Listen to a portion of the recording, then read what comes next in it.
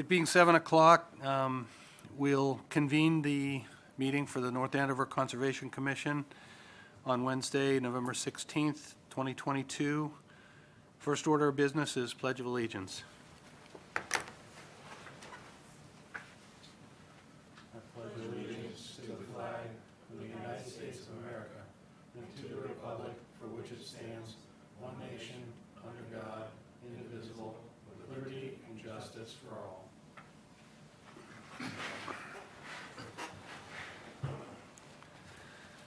Okay, next up is approval of minutes. Let's see. Did you say that October 26, 2022, I believe we have a quorum enough to pass those? And I have reviewed those minutes, and I move that we approve them as drafted. Second. Any All right, comment? so- All those in favor, say aye. Aye. Opposed? And that's unanimous. Okay, we still have the other ones outstanding. Yep. So we'll have to- Okay, next up, small project number 299, 64 North Cross Road. You can come on up. All righty, let's see here. Just gonna pull up.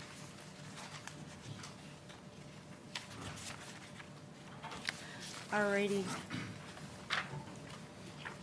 So this proposal is for a play set that has a total perimeter dimension of 20 by 21. The play set itself is 14 by 15. No excavation will take place, but there'll be a layer of weed fabric to be laid down, a border installed around the perimeter, and a layer of eco-friendly rubber mulch laid within the framed area. Conservation staff reviewed the wetland areas and found two locations outside of the 50-foot no-build zone to place this structure. We have that on the plan projected here. One location is by the existing driveway and close to the property line to the neighbor, and so we wanted to look for a second location in case the neighbor wasn't happy about that. So it's either next to the driveway or to the right of the house towards the front. So Okay.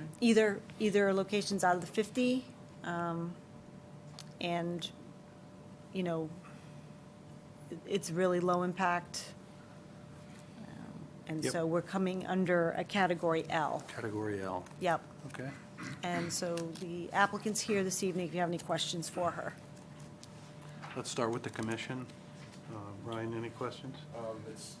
Both of those are on existing lawn, both of those Oh, yes, locations, and yeah. it's flat. and- Yep. Okay, I have no Is problem with existing either lawn, location. yep. No problem with those. Tony? Yeah, then, are we allowed to have conditions on small projects? Yeah, we Yeah. do, we do. Yeah, just, if it's abandoned, to remove the mulch and fabric rather than leave it in place. Okay. That'd be the only. The rubber mulch, if it's wood mulch, that's. Yeah.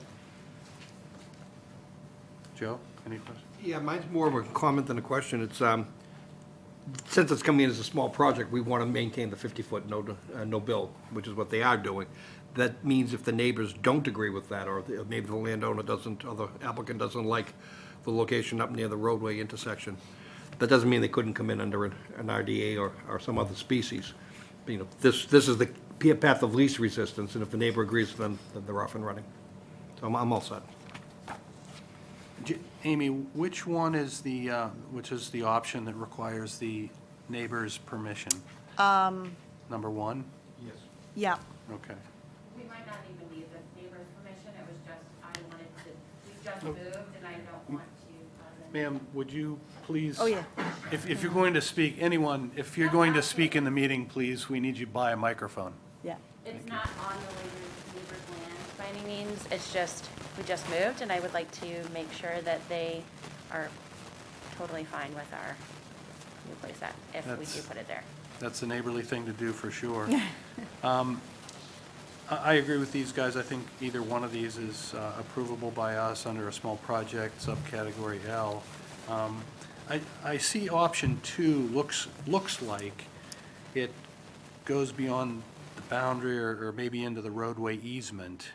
Yeah, that was just sort of a box we drew, but we measured it out in the field, and it won't do that. Looks like they could tilt it either way. Yeah, Tilt it because yeah. the wetland line changes Yeah. direction, so. Right. Okay. Yep. If there's no more discussion, are there any abutters to this 64 North Cross? None respond, so, I want to acknowledge, not only is she doing the neighborly thing as being a new neighbor, you're doing the right thing by coming to us first.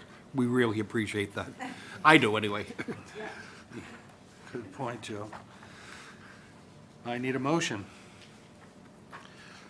I move that we determine the project to be a type L and approve it as such, in the condition of removing the mulch should the place that be abandoned. Second. So we had just a pre-construction meeting with the contractor and then a post-construction site visit. And, And then your recommendation about it. With, yep.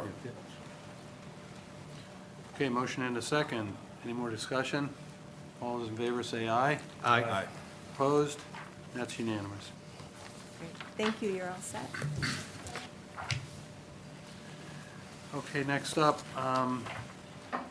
North Pump Station Boat Ramp Rehab Conceptual Plan Presentation.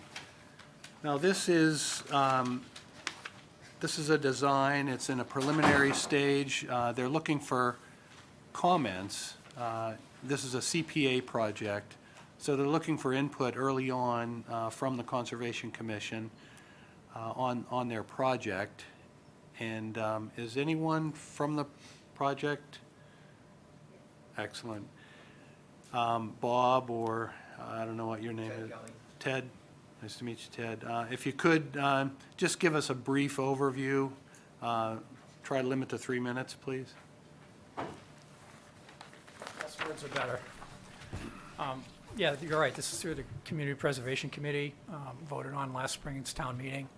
The project is to sort of rehabilitate the broken-down boat launch that's out there now, and to maintain the restriction on access by trailers and motorized boats. So it's going to be a strictly hand-carry boat launch where people can walk their boats down. The design sort of flips the parking and the boat rack areas, and we put the parking over where the boat racks are now, keep them out of the 25-foot no-disturb zone, and rehabilitate the wall that's out there by the boat launch now.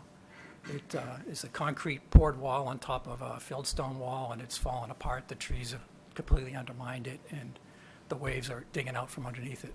So you want to rehabilitate that wall, put a little curve in it, so more of a more natural sort of shoreline feature, and extend the boat launch down to the low water level. And if you have any questions, I mean, its conceptual design is pretty, basic. There's not a lot of details on it yet. We haven't gotten our full survey back, so this is purely a conceptual idea. We're looking for input on how to, maintain sort of the shoreline features from you, and input on sort of the general scheme before we move to the 75% design and begin our permitting process. Okay, could you just take us through, just for our information, the surfaces that you have Yep. specified on there? Pavers, pervious, lawn? Right, so right now, there's lawn towards where the wall is now, and over by where the boat racks are, where the new parking is Here? showing, yes. Yeah. We want to maintain the pervious surface, so right now, it's so compacted that the standing water on the site and the parking areas. So it's going to be impervious pavers with gravel for the driveway part, but grass where the parking is, and then back to more natural grass on the other areas. Even the boat launch itself is going to be pervious pavers. Pervious pavers, vegetated or with gravel? Gravel. Gravel, On okay. on the walkways and on the driveways. Okay. Yeah. Two different types, Block. yes. Yeah. And we haven't picked the pavers yet at this point. Okay. It's preliminary, so this is the right time to get the input. Yeah, I do want to note there is a rain garden along the edge where the guardrail is now. It's going to take stormwater runoff from the site and from the road. There's nothing out there now for stormwater treatment, so we're adding that. And it's all natural vegetation, restoration, native plants, Okay, that sort of thing. go to the commission. Ryan, any questions? Yeah, will there be tree removal as part of this?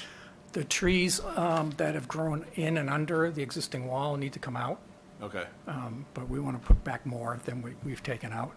so when you say the wall, that's on the lower left there? Along the shoreline, yes. Okay, so is there any possibility of more of a, sort of a, like a living shoreline as opposed to just a hard armored shoreline in that area, especially if there's already vegetation there now, if there's trees coming in? Even though they're a nuisance, they're still shoreline trees providing, functions, stabilization, things like that. So has there been any thought to maybe some, like, I don't know, modified rock fill with plantings or something like that? I'm not an engineer, maybe you guys would have a better idea, but. This sort of comes from our previous project of along Great Pond Road. We drove the sheeting in because of the wave action. It does wear things out pretty well out there.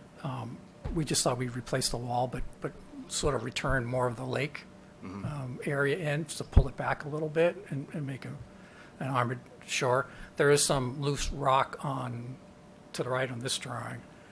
Just using the boulders and things that are out there now. Yeah, That area sort of slopes more gently down to the lake. If we wanted to pull it back, we'd be all the way back, I think, to the walkway if we wanted to do a more gentle slope. yeah, I don't know if it necessarily needs to be, I mean, it can still be a semi-vertical or very steep face with some live stakes or something in it. So Yeah. I guess I'm going to be looking at least myself for some sort of evaluation as to whether or not that's feasible. Is Absolutely. it something that could be done reasonably considering costs and all the factors that go into it? It's sort of a standard question for this kind of. No, we have done that sort of thing on much higher walls, with the sort of the living wall type of idea. So, yeah, we'll include that in the evaluation. Okay, yeah, and maybe not even the whole thing, but at least maybe portions, like strategic portions of it or something like that Okay. to make it a little more natural. And I guess this is just a general comment. I think this would be a really good spot for some educational signage or something like that as well. Being on the lake, it could be historic, environmental, both, all that stuff. So it seems like a really good spot with the parking area and seems like it's sort of like made for educational signage. So that's all I got. Good point. Tony? I had a couple of things. So it looks like I got a little bass boat that I launched there. It looks like the walk's going from about 40 feet to about 130 feet now. Typically, people will back right down to where the granite blocks are and then just walk it off the back of their boat. I think it's going to become somewhat inconvenient, and once the no trailer sign goes away, people are going to back down it. You might be better off just widening to 10 feet and putting a block or some bollards so people can't back down. So, yeah, we do have a step up, like a curbing with. Around with- the- yeah, Right I- at the pathway there, so people can't back I down just with think the that, trailers. Typically now you back right up to about where the tree line is. Park.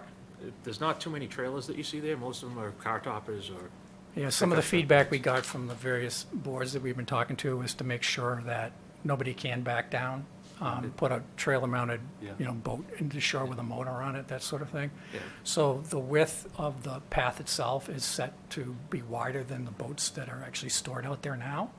So we actually measured those. And then we moved the boat racks closer so people wouldn't have to walk so far. I would say the people who have the boat racks there are about 50% of the people who use the, So you said 50% do Yeah. not keep their boats there. yeah, most Okay. people, if you go there, there's a lot more cars parked that have boats, kayaks that basically drop off and a lot of one-person activity. So, So if you. less of a path, but more of a backing down area? Yeah, something like that. And then the other thing I had was where you are working below the mean high water line, it would require a Chapter 91 license, because it is a great pond. Yeah, there's going to be some Yeah, no, that's, decent permitting to do yeah, no, on that's what this, I figured, yeah. I just, Yeah, That's a good one to bring up. yeah, yeah, yeah. yeah. Also, while we're on permitting, we need to close out the old order of conditions for the North Pump Station demolition, so before anything moves forward, so just another reminder. Joe? Any? I just have a question on there's a notation on the lower left-hand side of the plan set. It says 10-foot high modular block retaining wall. Is that drafting error? Yeah, we don't know what it is. It's just a placeholder. But not 10-foot high. It's like, it's probably 5 or 6 feet. Oh, is it really? Yeah. It's It drops probably off that fast? Yeah, to the water line. Yeah. Yeah. There's some boulders and stuff. So On if the you low pull water the line, yeah. boulders up there. yeah. Well, like I said, we don't have the survey yet, Yeah. Okay, okay. but we, we're going to sink the wall anyway, below Once you grade. get to the bottom there, I mean, there's still some wall in the water now, and I'd say the water's down about 5, 6 feet from where it Oh, normally yeah, is. it was pretty low this So summer. with that being the case, in foundations and, soil engagement and being involved, I mean, is any of this work being done below the water line? Yes, Yes. yeah. So obviously, you're just gonna, there'll be discussions with, time of year and, Yeah. boom protection and things that we all kind of came into play with that other project. Yeah, It's gonna hold true here. The thing I'm kind of wrestling with is, in this vague discussion, are we relaxing anything more so than we did for Brook School for their boathouse? Seems like we might have held them to a stricter standard. And I kind of want to be consistent on that. I don't know that we have an application yet. No, but on the same token, if we're giving guidance, because we didn't let them do anything up into the water itself. Well, the- Right. Well, they have the boat path goes Yeah, to the the path, The which was path, going Yeah. to be And they do have motorized trailers that use that, too, for their For the- emergency boat. Yeah. for the boat path, yeah. yeah, the idea here is to stay within the existing disturbed footprint, and actually pull it back a little bit. That's from fair there. enough, because that's what we held them to, was the exact same thing, was you weren't gonna get any closer than, and wherever we could get them to pull it back, we got them to do that. Right, so we have play there to actually pull it back even more. But the thought is that that area between the wall and the path is sort of a nice spot for people to enjoy the lake. A lot of people still fish off the wall there too. So, Yes, I can tell by what they leave behind. yeah. No, that's- I was just gonna say, there needs to be some Trash provision. receptacles would be a good, Excuse me? trash receptacles and. Yes, that is actually part of the plan. That's exactly what I was just gonna raise, is that's what's really And missing even, from here. a lot of places have the PVC fishing line disposal, which is kind of a nice. Good idea.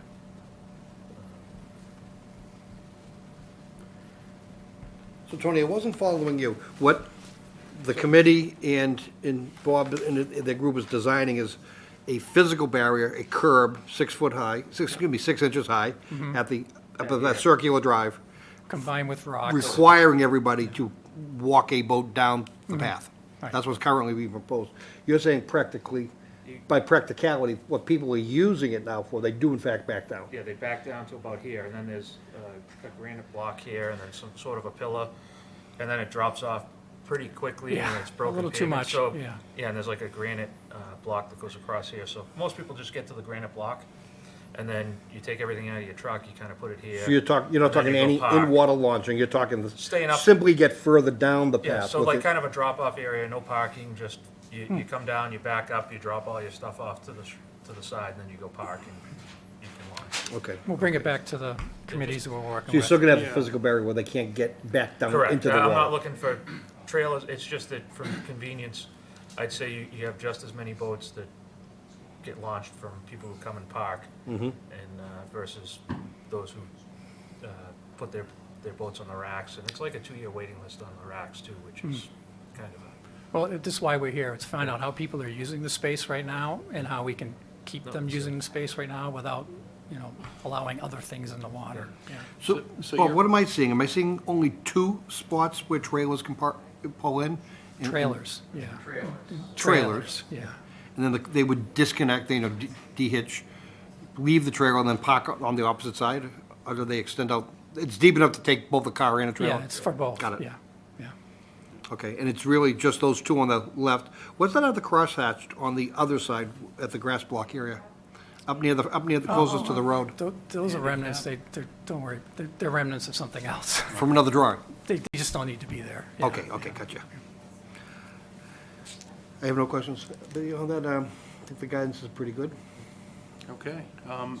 I would just add to that, the retaining wall is probably going to be the most impactful activity in the project. So obviously, the detail, we'll be anxious to see the detail and the sequence of construction for that. And I guess, you know, to Tony's point about somehow being able to drive to a closer point is probably going to be helpful for how we use it, so. Great. Thank you. Looks great, guys, really. Very nice. Be a Thanks. great improvement. Okay. No vote on that. Next up is 242-1674, request for partial bond release at 121 Mill Pond Townhomes. F.P. Riley. So, Commissioner will recall,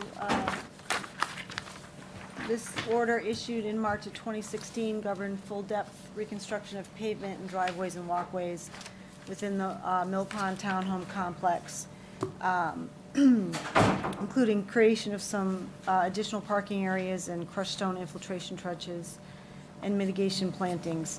The bond was split between $7,500 for the repaving or the paving project and $2,500 for mitigation plantings. F.P. Riley was the paving contractor, and he posted the $7,500. Commission reviewed a request for a certificate of compliance back in September, denied that based on the fact that the mitigation plantings were incomplete and needed more attention, invasive species needed to be removed, and et cetera. However, the paving part of the project was without issue.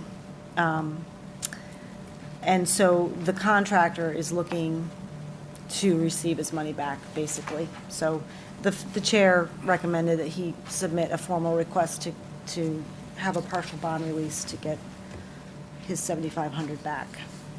And I would recommend it, but Okay. Ryan, any comments? Yeah, I don't have any problem with giving him back the 7,500, but what's the status of the mitigation plantings and the stormwater structure maintenance? so the association said that they were due to have all of the stormwater structures cleaned, and I think that's already been done. Okay. And we'll get the bills of lading and the invoices for that.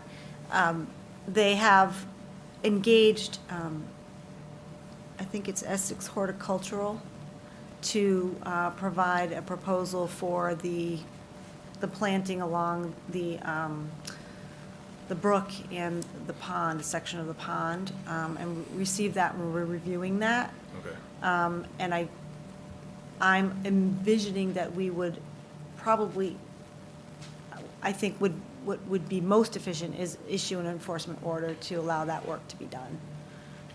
So Okay. Yeah, that's where we're at. That's yeah, where we're at. I agree with that. As long as they're making effort to get Yes. it done, I'm okay with releasing the Yeah. 7,500. But yeah, I think an enforcement order is needed to otherwise there's no mechanism for Right, them to actually do the work. right, Yeah, so, exactly. Okay, So, that's all I have. yep. Tony, any questions? No, I think it's Joe, anything? I have no issue with the request. I do have concern and would defer to council on how we do it. The applicant is the one who posts the bond, regardless of who cut the checks. We're releasing the money to the applicant, I suspect. No, the 7,500, F.P. Riley wrote that check. He did write that It is check. their money. What does the order condition say? The applicant shall, right? Yeah. I'll defer to council. I just want to make sure that we're not guaranteeing it ends up in Riley's hands. Whoever receives that bond back, they're going to have to figure that out. All right. And we have his W-9. Yep. Okay, I'm all set. Any abutters would like to be heard? Anyone else on this Mill Pond project? None answer.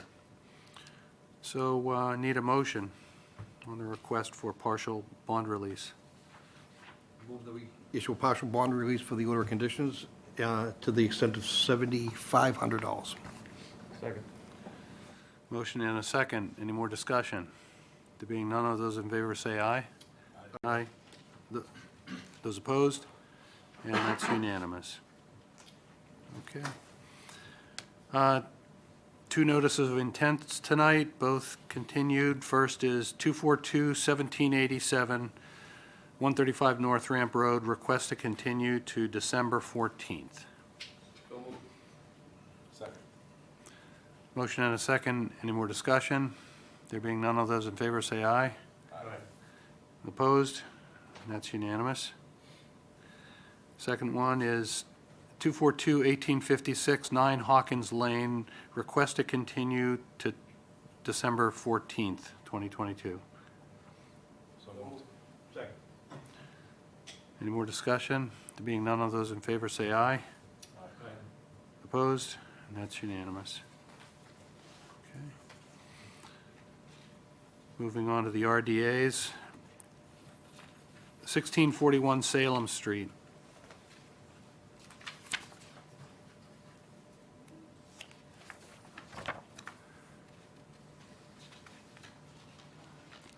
After the fact, RDA. After the fact, RDA. Okay, so we were made aware of work being done on a rear deck at 1641 Salem Street. It was replacing decking and the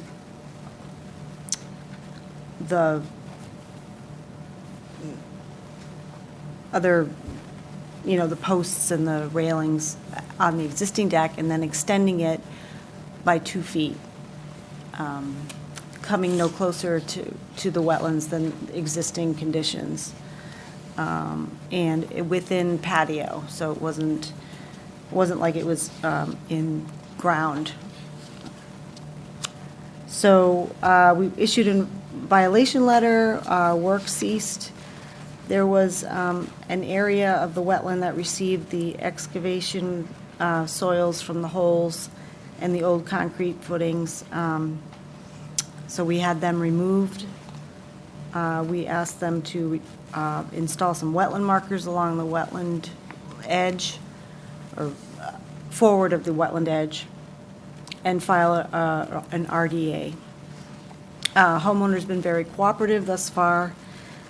4x4 posts have been short supply, so we're waiting for inventory to install the remaining markers, and we incorporated that as a pre-construction condition. So we're at the point where, we have the application before us, and what remains is the installation of new railings, decking, lattice, and a garage door below the deck to create space for storage. And based on our measurements, the deck expansion at its closest point is 93 feet from the BVW, and located just outside the 200-foot riverfront area to Boston Brook. Thanks. Go to the commission. Ryan, any questions? Comments or questions? Tony? Enforcement order still open? It was an enforcement letter, Okay. so. It's 93 feet away, that's fine. We got 4 conditions that we are contemplating, so I Yep. think we're stuck to 3, right? Yeah. That's the guidance. Yeah, just, that's, Well, what we can do is incorporate the wetland markers into the first condition at the pre-construction meeting. yeah, That or can be I was part gonna of even what say we review. post-construction. Or Just 'cause post-construction. In case frost sets in. Gotcha, So yeah, yep, okay, that's the only. okay.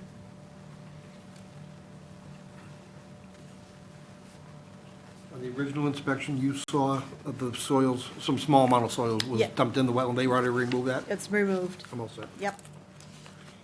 So could you give us the conditions again? Amy? Oh, sure, sure. Pre-construction meeting with the Conservation Department, with the contractor to review the work and the determination and the conditions. And no erosion controls are needed. And either at this point have the wetland markers installed and review those. If a dumpster is needed, it's unlikely as the demo has already been completed. If it's needed, it shall be placed in the paved driveway. And then post-construction inspection to verify compliance. And if posts aren't still in, then we Yep. would expect them to be in at that point. Sure, sure. Are there any abutters to the project? 1641 Salem Street, applicant? Okay, none answer. So at this point, I'll entertain a motion. -3. With the conditions. Joe seconded it. Motion and a second. Any more discussion? There being none, all those in favor say aye. Aye.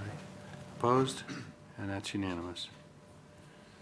Okay, next up, 29 Blueberry Hill Lane. RDA, after the fact.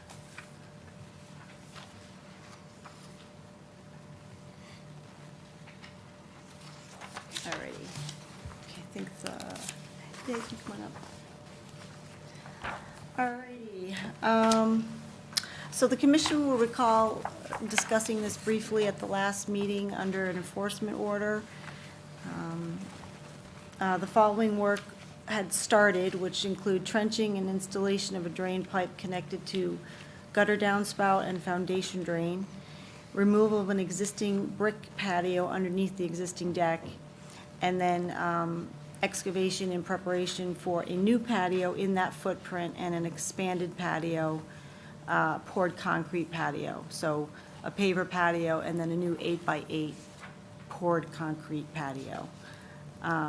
And then there was a metal fence that had been installed since the last time the applicants were before the commission for the deck work.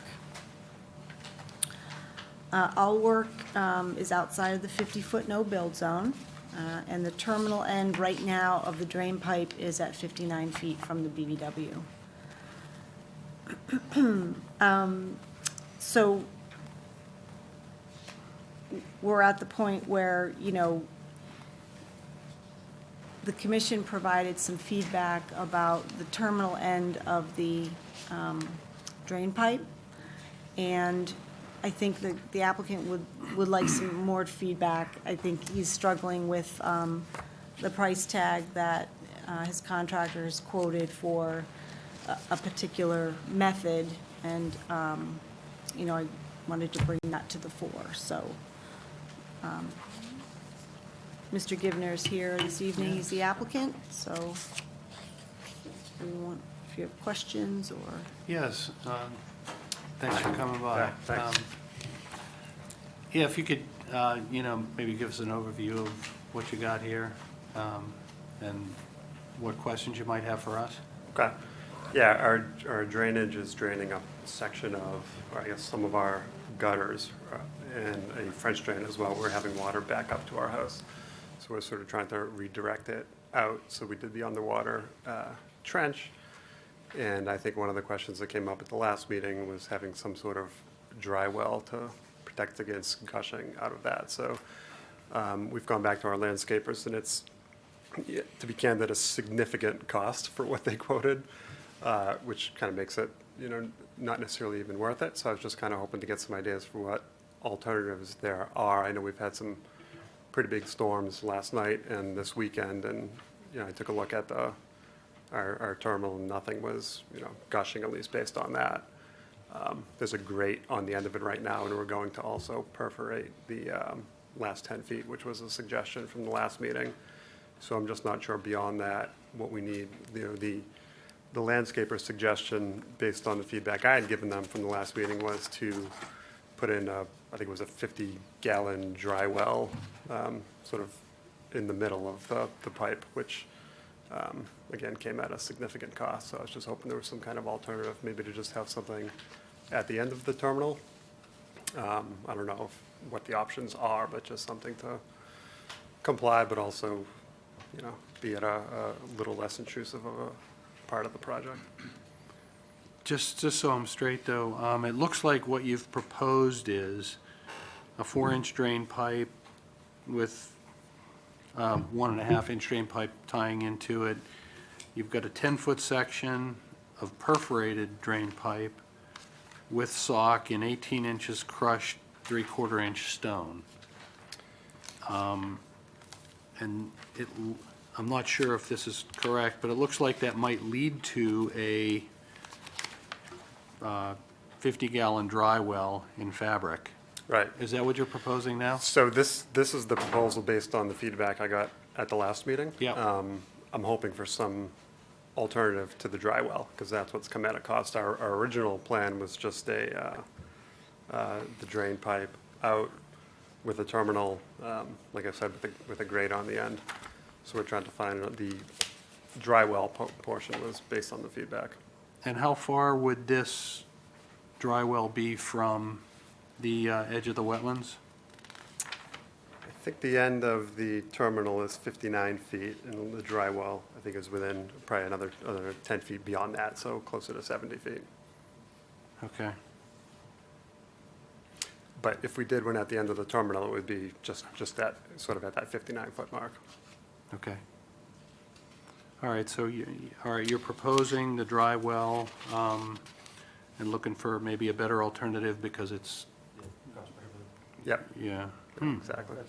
I think, I remember it's a simple this the thing. last time, I think the 10 feet of perforated pipe with 18 inches of stone, I probably would have even said decrease it to like maybe 6 inches of stone, because that's where most of the expense is gonna be. Yeah, And if you go from 10 to 20 feet just to keep running the perforated pipe right to the outlet, you know, roll some of the sock back so you have enough that you can cover over it and discharge it. I think that's more than adequate to infiltrate, you know, in the drier months. Okay. Because if you're doing this for a water table problem, you're not gonna get much out of the dry well anyways. yeah, But the idea is in like August, when the wetlands are low, you might get some more infiltration out of it, so we're just promoting it with the perforated pipe, rather than putting the structure and digging that, you know, now we're asking you to dig closer to the wetlands, and that's not really our intent. right, yeah, I agree. Do we need something where that pipe daylights? I would just cut the sock back that has the meteor in it. It's got that kind of popcorn information, so I'd cut that back a few feet so you can kind of bury over it.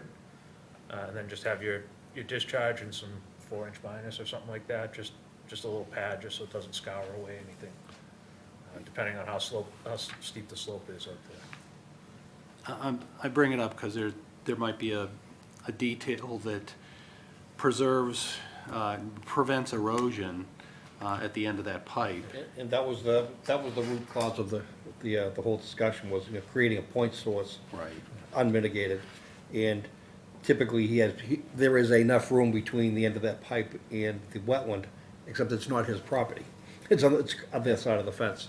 Is there a fence, or is that just a property line? It's on the other side of the fence, but It our is a property fence. line goes into the woods. It should Yeah. be, it's on our property. So he wouldn't have enough opportunity to put like an energy dissipator in, a riprap or a flared end section. It's It's just thinking like a wheelbarrow load of stone at the end of it. That's, but it's not his property. I think it's our property. It's his would property. be? We go into the woods, yeah. wetland is not on his property. It's just Well, I'm setting, just having trouble looking at the scale. The orientation of the house Right, and the patio yep, behind the house, right, which is both right in this corner here, correct? right back here, Back here. back here. So if what I'm looking at is running a pipe along the edge, I'm not sure, So the pipe's coming this way, picking up foundation Yeah. and part of the roof, and coming out this way. I So think the shadow line is Yeah. tricking me. Right. I'm thinking that's building, it's not. Yeah, no, sorry. So this is, I mean, it's right at, I guess this is the property line, so, but, You don't need a lot. I mean, it does, it's Right. gonna gush. It's a small diameter pipe, and you got the head of the Yeah. downspouts, but you probably don't need more than 3 or 4 feet of crushed stone to slow that thing down. yeah, that's why I was saying, like, even if it was like 4-inch minus, just some decent sized, rock, like a wheelbarrow load, just to, and maybe put some filter fabric under, it, just so you don't have a place that starts, cutting into the slope and rutting it out. That's Yeah. not trying to, Yeah. not trying to have you buy anything from Shea, big, concrete castings and stuff, just, Yeah. something you should be able to go to Home Depot or Lowe's or any Right. supply store and just buy off the shelf. not- Yeah, okay. So that coupled with 20 feet of perforation Yeah, at the that's- end. Or. Pipe in, No. in The- stone. Just keep extending it until you get to your outlet, it doesn't have to be 20, it doesn't have to be something beyond 10 to wherever the outlet is. I don't want you to get out there and find out you only got 15 feet of pipe to run in. Yeah, It's, just continue on what you're proposing there and, until you get to the end. okay, but with no dry well, even though, Yeah, no drywall, just to, great. yeah. And So- I think you can go to 6 inches of stone, you don't really need the 18, Okay, minimize the amount of excavation. right, yeah. Okay. So it would be, so if you were, when it's done, if you were to look at the terminal end, it would sort of be covered with stone, or, No, it'd be a 4-inch Daylight, pipe, and and then then at the stone. bottom, like, maybe a 2x2 pad or something, like a wheelbarrow load of stone, just to slow it down. all right. Yeah. So I think, Is there enough break in grade that you can maintain the pitch of the pipe and get it to come out to daylight at the other end? think- I believe that it's, Yeah, yeah, it's, if It I drops remember off these pretty wetlands, quickly? it drops off pretty. yes, it does. Okay, it good. does, So right. that's gonna work just as we Right, so described. we'd want the terminal end to be away from that top of the slope, so we want to pull it back a little bit towards the fence. Yeah, and just, Or, because this looks like they're turning it. They're or- turning yeah. it and This going, completely redirects, because when the Yes. dry well went in, they went out the other side of our Right. fence. This goes more directly So to it's the back. coming In fact, out. it goes further, And they were- where it'll be now is further from the wetlands than this proposal did. right. All right. Okay, so just to summarize the discussion, it seems like the 4-inch perforated pipe in, less than 18 inches of crushed stone? What would you Yeah, say? Yeah, a minimum of 6 inches. So if he wants to put more in, that's up to him, but minimum of 6. What would the applicant like to propose? I mean, I'd say we'll do it at least 6. I think I need to talk to our landscaper, but 12 inches. think Why 12 don't you inches. propose 12? that's fine. 12 inches is fine. And the length needs to be 10 feet, or? Yeah, yeah, so let's just say 10 feet, just 10 to. feet, yep. Leave it at 10 feet, okay. So it And- would be, you'd have the trench, you'd have the filter fabric, It's, stone, and then, yeah, so it's actually the the perf- sock is already around the filter. oh, the sock is around the Yeah, and it's got perforated that pipe. kind of, the shipping popcorn kind of around it, Okay, and then, Okay. I got it. 3/4 inch crushed stone, still? Good? yeah, that's fine. Ryan, Okay, any comments, questions? In the trench, after 3/4 all in the this? trench. in the, yeah. In But the on trench. the discharge end, we want something like 4-inch Yeah, minus. And then, Yeah, I wasn't here last time, so I was just sort of listening in, but I agree with everything. I think the dry well is a bit of overkill for what we're talking about here. So, yeah, no, I'm on board with the perforated pipe and the crushed stone. For the crushed stone, we're just talking about on that 10 feet of perforated pipe, correct? Yes. Okay. But then, to your point, Tony, at the end of the 10-foot pipe needs to be a, I call it a 4-bay, I don't know. I usually call them splash pads, 2-foot by, 2-foot by Splash. 2-foot, splash pad, 4-inch minus, 6 inches deep minimum. What was that first part? 4-inch, what? 4-inch minus, so it means that, it's, 4-inch minus means that the rocks have to be 4-inch square, or larger. If you go to a stone yard and say 4-inch minus, they'll, Okay.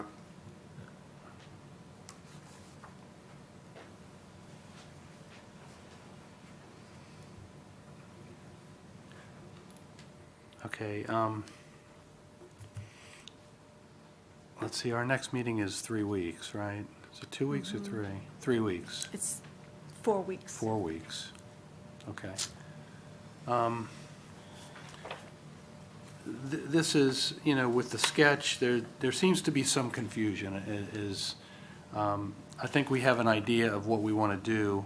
It's just not clear, I think, on the materials that are before us today. Because, you know, I mean, we're trying to work with you, and I think we have something that will work.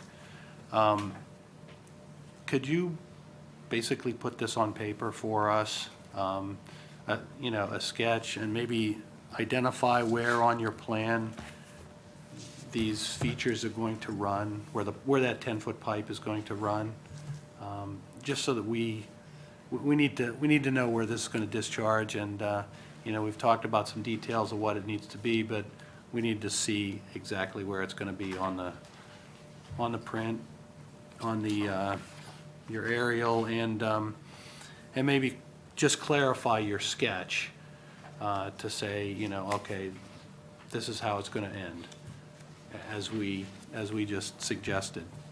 10-inch pipe, 12-foot or 12 inches of crushed stone around it, splash pad, 2x2 splash pad at the end, 4-inch minus stones. Good? Okay. Good? Yeah, I mean, not ideal. Our project was 3 days from being done. And now we're, you know, going to deal with frozen ground soon. So if we're delaying this to the next meeting, it's essentially delaying it to the spring. There's more aspects to it, like the other things, the patio, the concrete patio, the crushed stone, and there are other deck and things like that that are completely unrelated to this trench part. So, I mean, ideally, we'll at least be able to do that, but it'd be nice to move forward. I mean, our contractor's been on hold. He was hoping to get this done. So, I mean, if there's no other option, I guess not, but. Or, Amy, you know, have you been out to the site? Yeah. Yeah. I Or was how out- cl- I how was out there close, how today. close are we? Could we let them do the patio and kind of hold this off to final approval?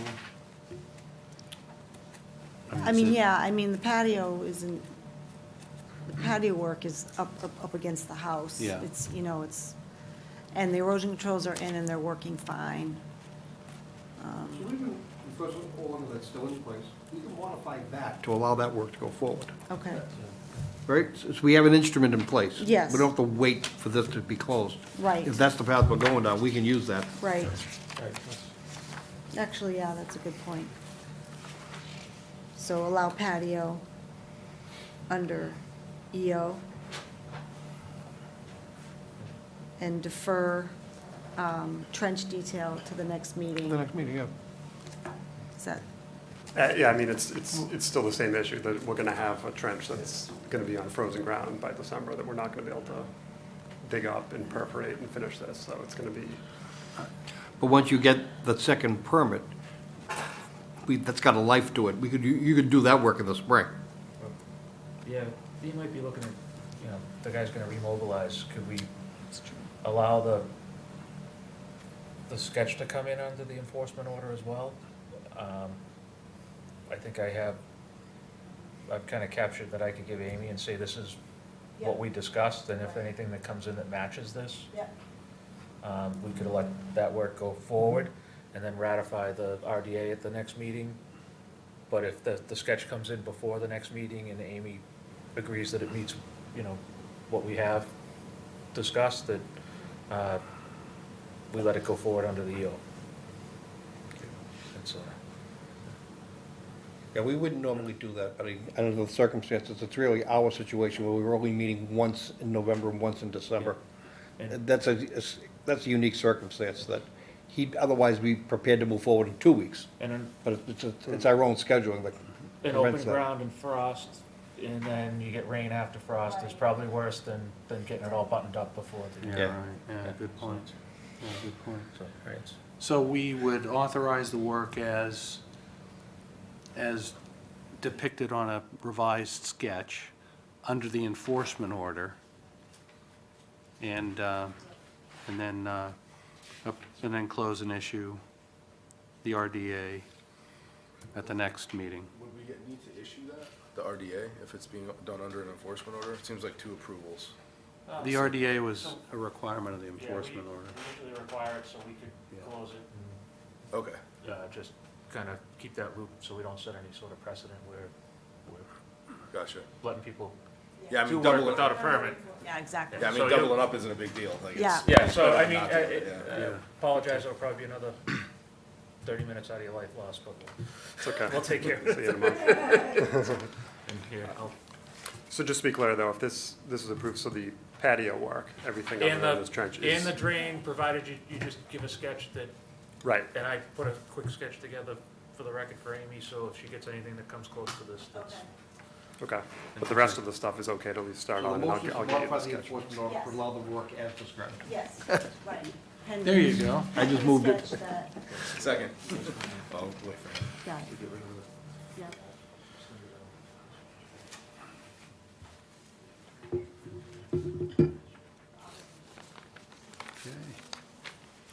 Okay, we have a motion and a second to amend the enforcement order. As discussed. Are there any abutters to the project? None answer. So I have a motion and a second. All those in favor, say aye. Opposed? And that's unanimous. Awesome. Thanks, Amy. Thanks, everyone. Okay. Next up, 32 Ashland Street, RDA.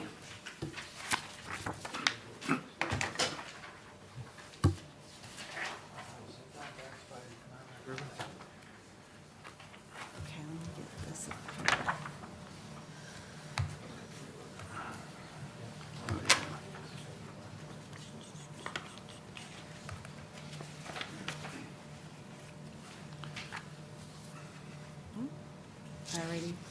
Alrighty, 32. You can come on up and sit down, Jerry. Yeah. Alrighty, so this RDA is for the removal of the rear roof, building a wall to create a second story for 2 bedrooms and a walk-in closet. No ground disturbance is proposed. A dumpster will be stored in the paved driveway, and work will be accomplished manually.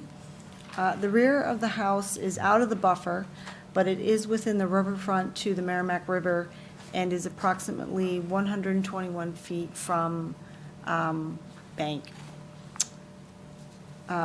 So we have the applicants here with us, and it's the aerial, so I'll show the structural plan. This is the cross-section, just kind of showing what's being done here. So I imagine all the materials will be stored in the driveway, you know, construction materials and things of that nature. Dumpster in the driveway. So, that's it in a nutshell. If you guys So have questions. No soil disturbance?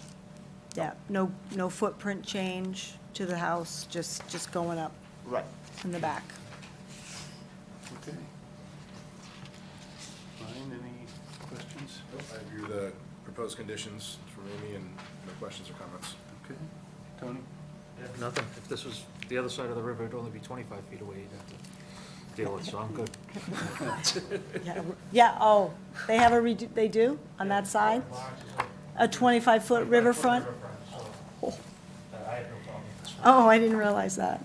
I have no issues at all. Very good. All right, so I'm recommending closing the hearing and issuing a -2 because it's in the riverfront, with conditions that require pre-construction meeting just to review means and methods of work.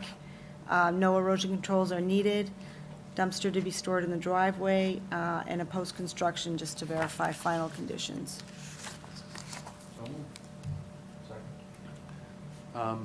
Before we go to the vote, any abutters to 32 Ashland Street? Any more comments? There being none. Okay, motion and a second. All those in favor say aye. Aye. Those opposed? And that's unanimous. Probably by the end of this week. Okay. All righty, thank you so much, appreciate it. Thanks. Last RDA of the night, 10 Commerce Way. Car wash.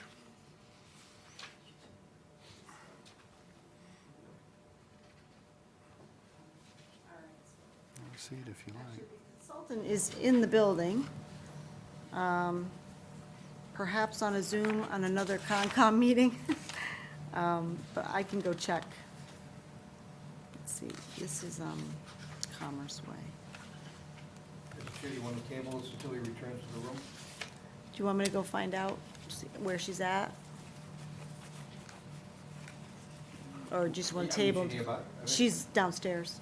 But she'll come when she's done, right? Yeah, I guess, Why don't we just yeah. table it? All Yeah, right, we'll so I just guess we'll table it. wait Till for till she Devin. comes up, yeah. We'll just Imagine table- she'd be here if she could. I guess you're right. All right. All right. Is that let's take- okay with the applicant?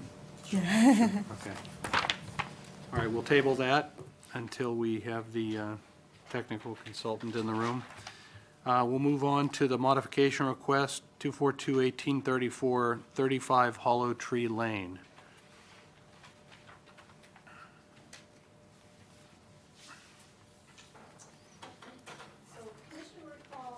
This order was issued in January of this year, governs replacement of a failing septic system and leaching field, and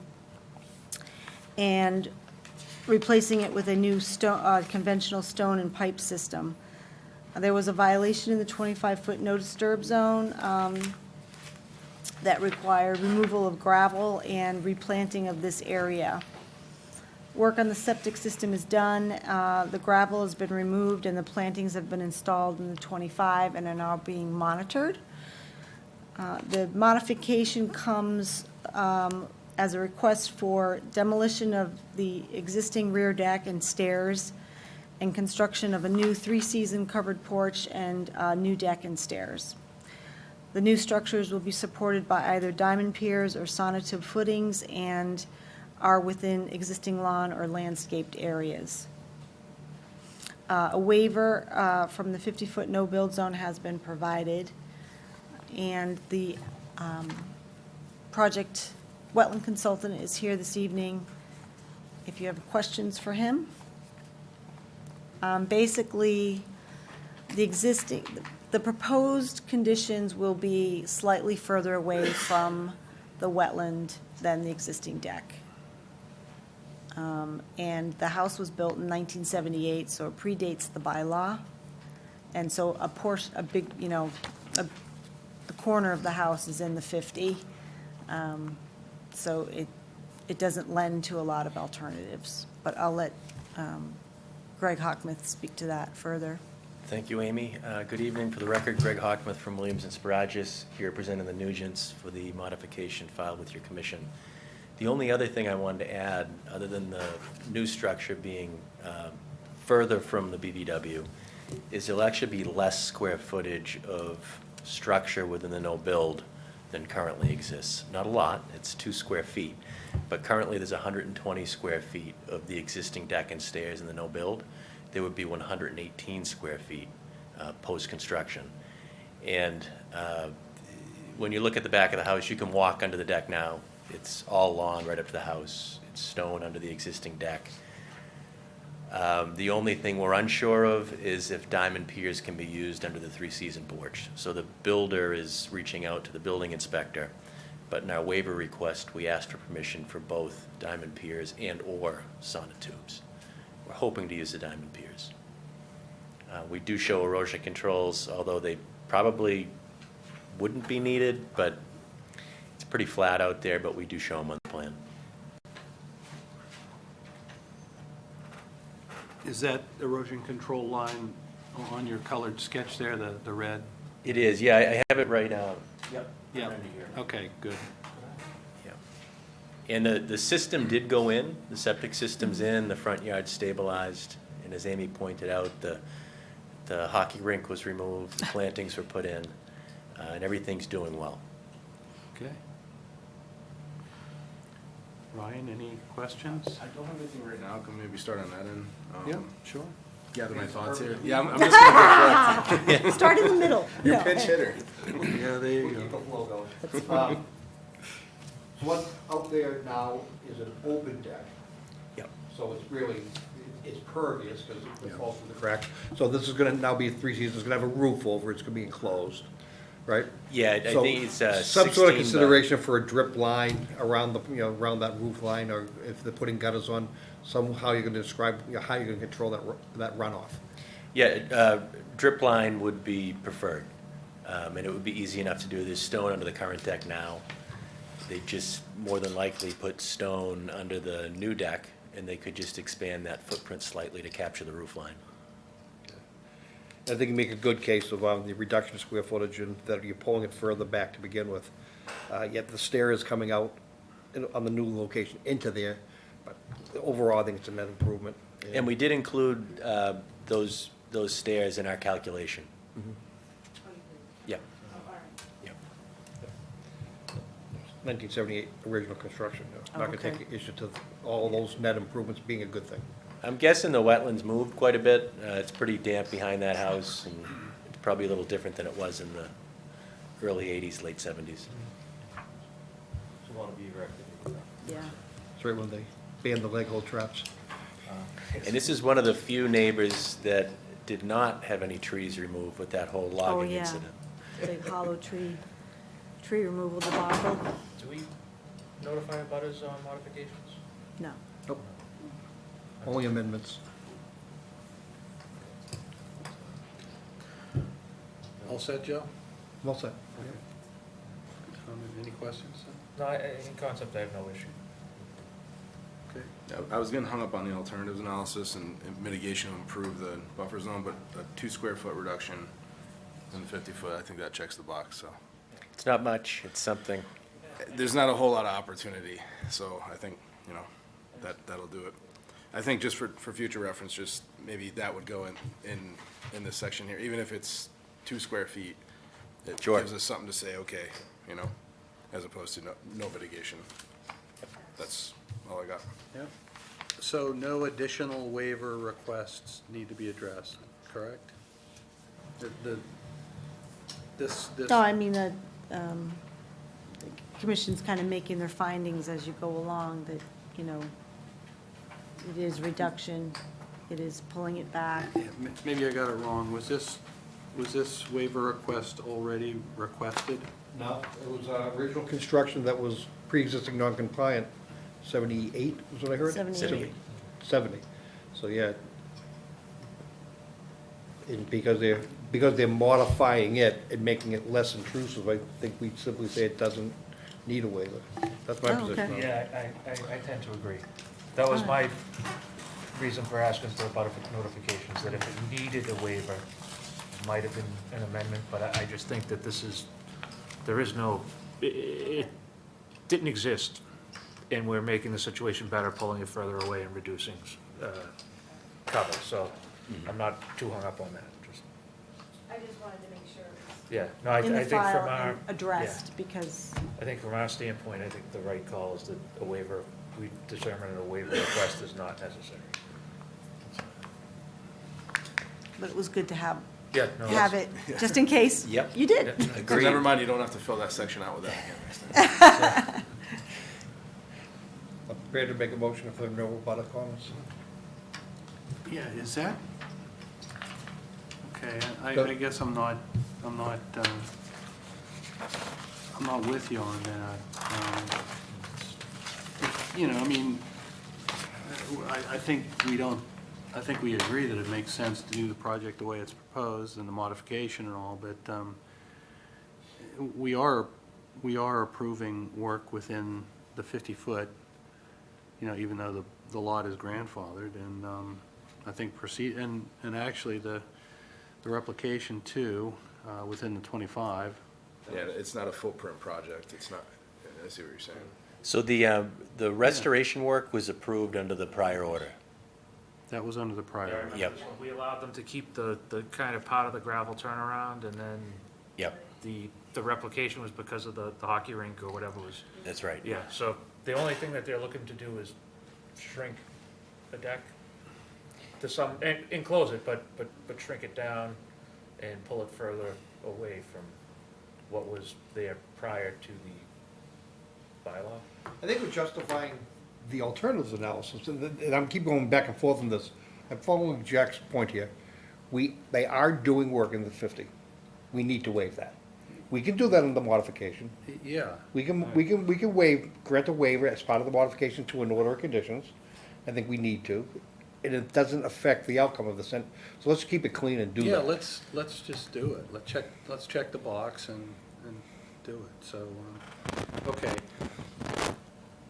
So, Joe, you made a motion. Would you like to withdraw that motion at this point? No, I said I was prepared to make a motion. Now I'm even better prepared. My first motion is that we modify the order of conditions issue in the manner which we grant a waiver of the 50-foot no-build in order to perform the work in the deck area in three-season porch. Motion one. And then second motion is to modify the order in addition to the waiver to allow the work to occur with any additional erosion controls, which will be determined by the type of foundation footings you're gonna need. And installation of the drip edges. And the drip edge. The drip edge, yeah. So, for motion number one, the waiver, do I have a second? Second. Okay, motion and a second. Any more discussion? I'd just like to add, in the findings of fact, that the work is further away and reduced. And That's it. reduced, yes. Absolutely, yep, Reduced in the 50. in the 50. Yeah. That- Yep. Yeah, so that would be the only item to. Okay. Okay, any more discussion? There being none, all those in favor say aye. Aye. Opposed? And that's unanimous. Second motion, to approve the modification as proposed and to include the drip edge, and what else? And erosion control. Yeah. So that's motion number two. Construction meeting with me, obviously, to review the erosion control. So that's motion number two, and I need a second. Second. Okay. Tied. Any more discussion on that, on the modification? The pre-con conditions from the original order Yeah. still stand, so that way, Yeah. He's good. Okay, any more discussion? There being none, all those in favor say aye. Aye. Opposed? And that's unanimous also. Thank you. Thanks. Okay, are we ready to go back to 10 Commerce Back to Way? 10 Commerce, yes, we can.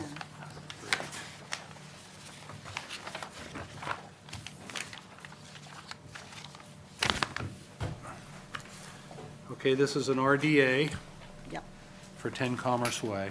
yep. All right. Just give us a brief overview, Amy. Yep, okay, so this is a car wash facility, and it recently changed ownership. The interior of the building is being rehabbed and painted and such. The project involves removal of existing car cleaning vacuums in the paved parking area and installation of 17 new vacuums with overhead piping and underground electrical. Vacuums will be supported by poured concrete sonotubes that will be 4 feet below grade. The vacuums will receive small trash receptacles attached to them and will reportedly be emptied daily into the dumpster. At the rear of the car wash building, a concrete pad will be replaced. And what you're seeing is an overlay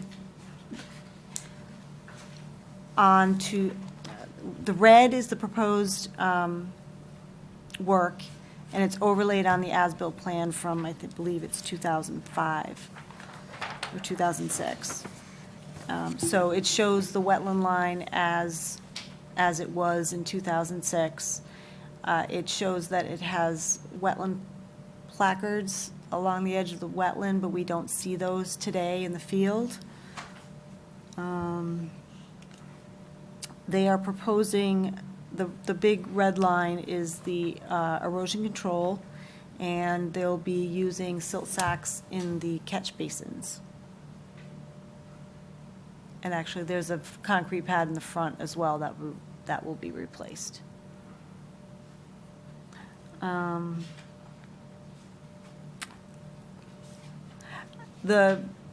think that one of the main questions is is the commission comfortable without having a new delineation, based on the fact that they're not changing any footprint? And that was a question that we wanted to ask you tonight. And the applicants and his wetland consultant are here this evening, so if you have questions. So all for work them. is within existing paved Yes, area? yes, yes. The wetlands has a preference paved area. Well, I'm sure it's advanced. That's right, that's right. Yeah. More so Phragmites now. Yes, that's right. Okay, yeah, anything to add before we go to the commission? I don't think so. I just wanted to say thank you so much for waiting for me. I was in another meeting, so thank you for your Okay. patience. I really appreciate it. And And state, that's- state your name? Yes, Devin Morris, wetland scientist from Hancock Associates. Great. Thanks, Devin.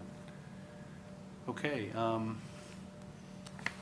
kind of a renovation project, but that's an interesting question about the wetland line from more than 3 years ago. So, let's deal with it. Ryan, start at your end? Sure. So you're going to be excavating for the new vacuums, is that correct? Yes. And then, is there any other pavement or concrete replacement anywhere? Nope, the bituminous existing concrete that's out there will stay. Okay. They're just gonna do some patchwork of the existing holes that are out there from the removal of the prior vacuums, and that'll be it. So, Okay. just what you see in red on the plans. Okay. And then it's all internal renovations on the Yes, inside of the yeah, they're of the just car wash? painting and all Right, of that right. jazz, yeah. Okay. Where does the wash water actually go? I'm just curious. Wash water goes out to the sewer. Out to the sewer? Okay, Yes, we're on gotcha. town sewer there, yep. Okay, well, that makes it simple.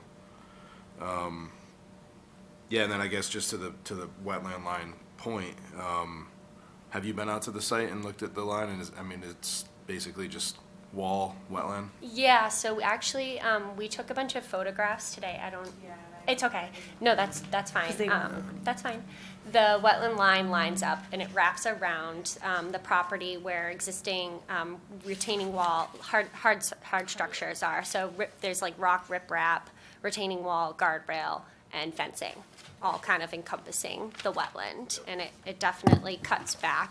We saw the wetland was ponded, as it is a pond, and so there was inundation there.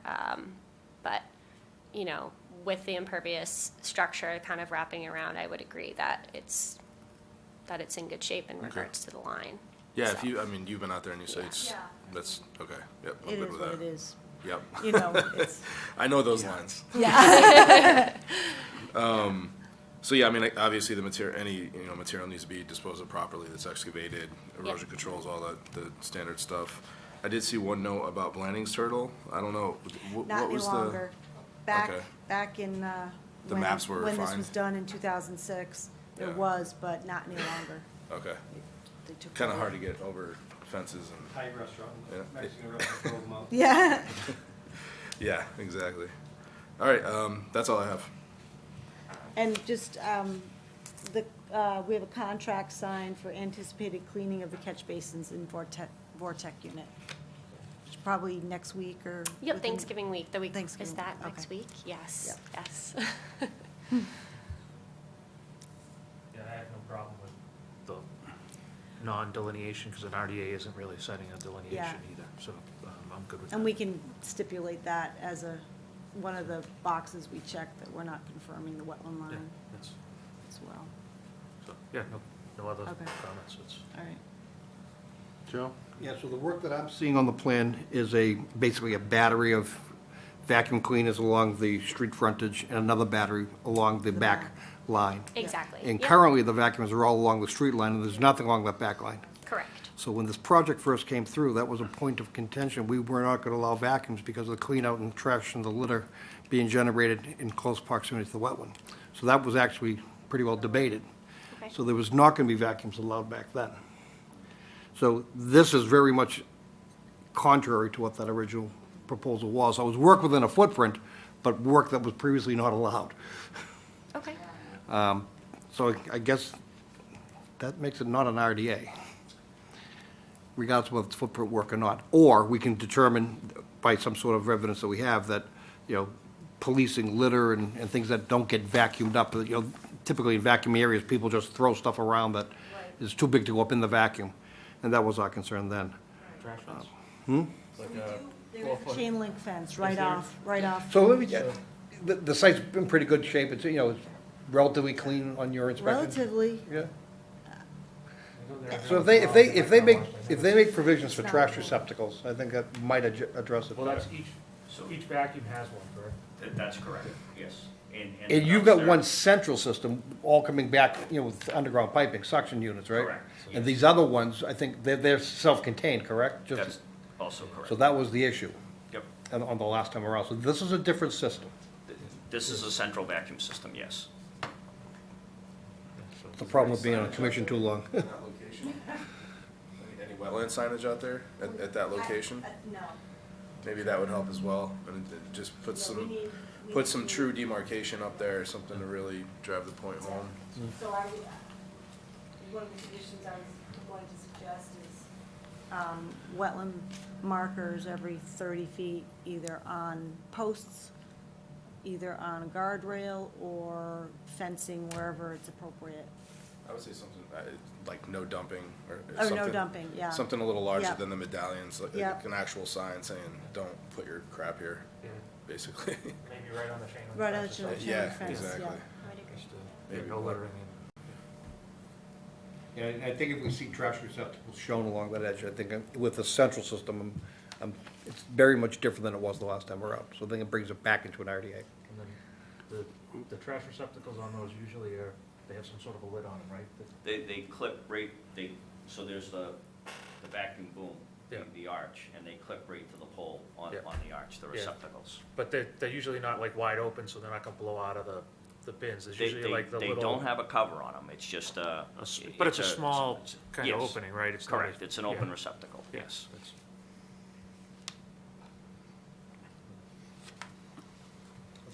So just to be clear, we are removing existing vacuum cleaners Yes. and putting a different system in, a central system. So Right.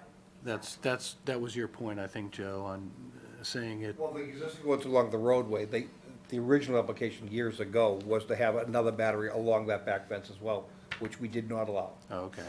So, but I think now that the ones along the road are coming out, and this new hybrid central vac system is gonna go on both sides, I think it takes away that whole accumulation of debris in containers right at each individual vacuum. Gotcha.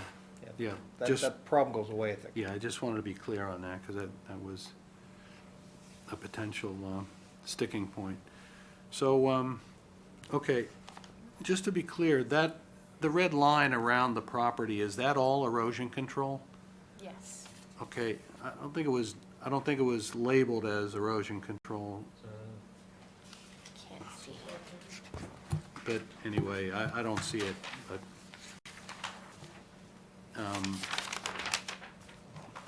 that might be, we might just clarify that as a condition, that the red erosion control is, that the red line is actually proposed erosion control. Okay. Yeah, that's not a problem. So about conditions, Amy, I've been sort of writing them down. We want to have wetland markers, every 30 feet? And no dumping signage. Probably just clarify the erosion control question. Yep. And the cleaning of the stormwater structures. Yep. Will be done prior to beginning of work. Yep. Anything else? Provision of trash receptacles. And again, just along that back line is what would be within our jurisdiction. But, if they want to put more on the other side too, that's fine.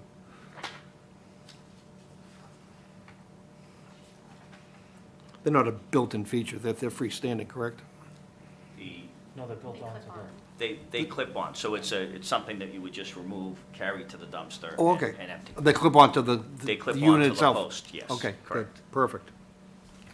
So what's the condition for the trash receptacles? That I guess at each location, they have the clip-on trash receptacles be part. And empty Yeah. daily, And empty as daily, per the, yeah. the RDA. Okay. I Makes have a sense. question. Sure. Currently, the dumpster is up in that front area. There's not there's not an enclosure around it. Would you like us to put one in? It's right on the corner where the snow storage is, if you guys can see. I'm not seeing it. End of that. Do you have people dumping in your dumpster that you need it? No, I just wanted to throw it out there that if you wanted Well, to, I mean, There's nothing even around the back of it, or you, nope, there's no enclosure around it at all. planning board usually requires it, but I have no, I mean, I have no problem if you can close it. Yeah, if you want to enclose it, you're more than happy to. If you don't, that's, because that's not really an issue for us. But yeah, if you have people using it that aren't supposed to, by all means, fence it. It hasn't been a problem so far, but Just in case. Yep.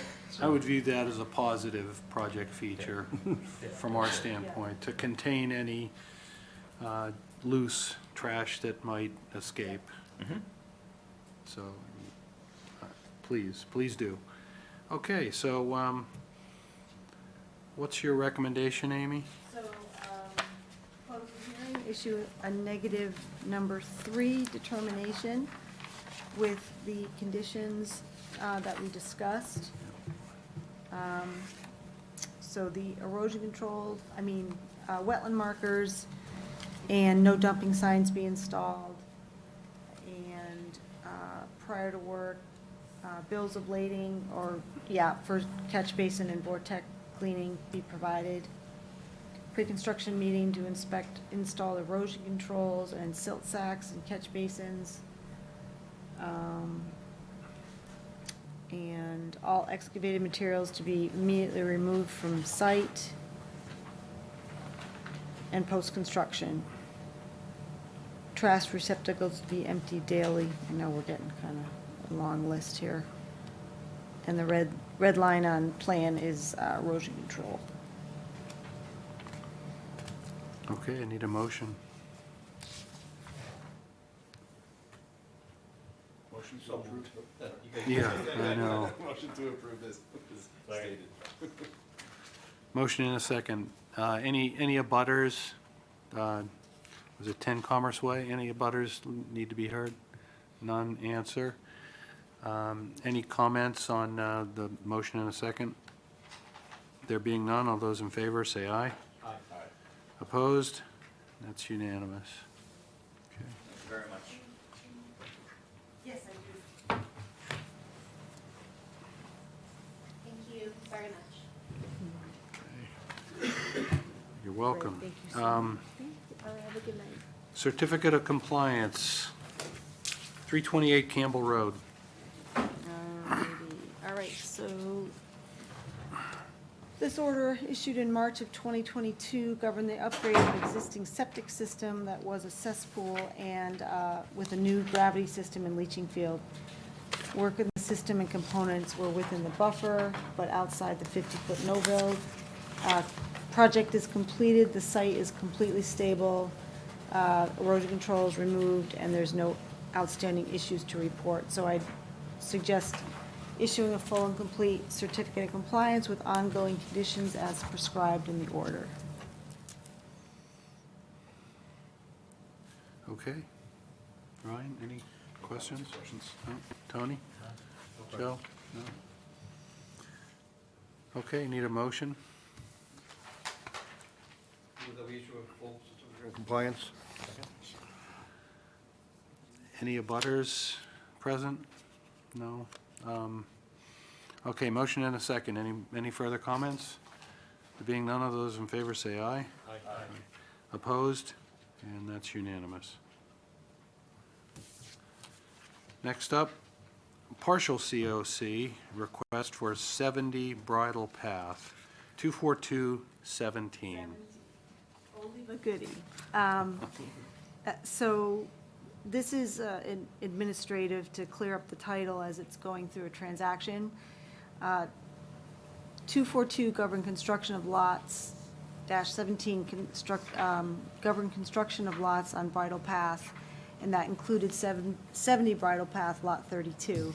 For some reason, it was never constructed under that order, and a subsequent notice of intent was filed under 242-1054, and that's when that lot got built, and a certificate of compliance was issued for that latter order. So this is simply administrative to clean up and release the lot from that old order, so a partial COC. Okay, any abutters to 70 Bridle Path? None answer? Any comments from the commission? Okay. Recommendation is to issue a partial certificate of compliance releasing 70 Bridle Path from 242-17. So moved. Second. Just amended, I think. In referencing lot 32. The original certificate was 32, yeah. Referencing lot 32. All those in favor say aye. Aye. Opposed? And that's unanimous. Next up, 242-1805, 115 Agunquit Road, Lot 4.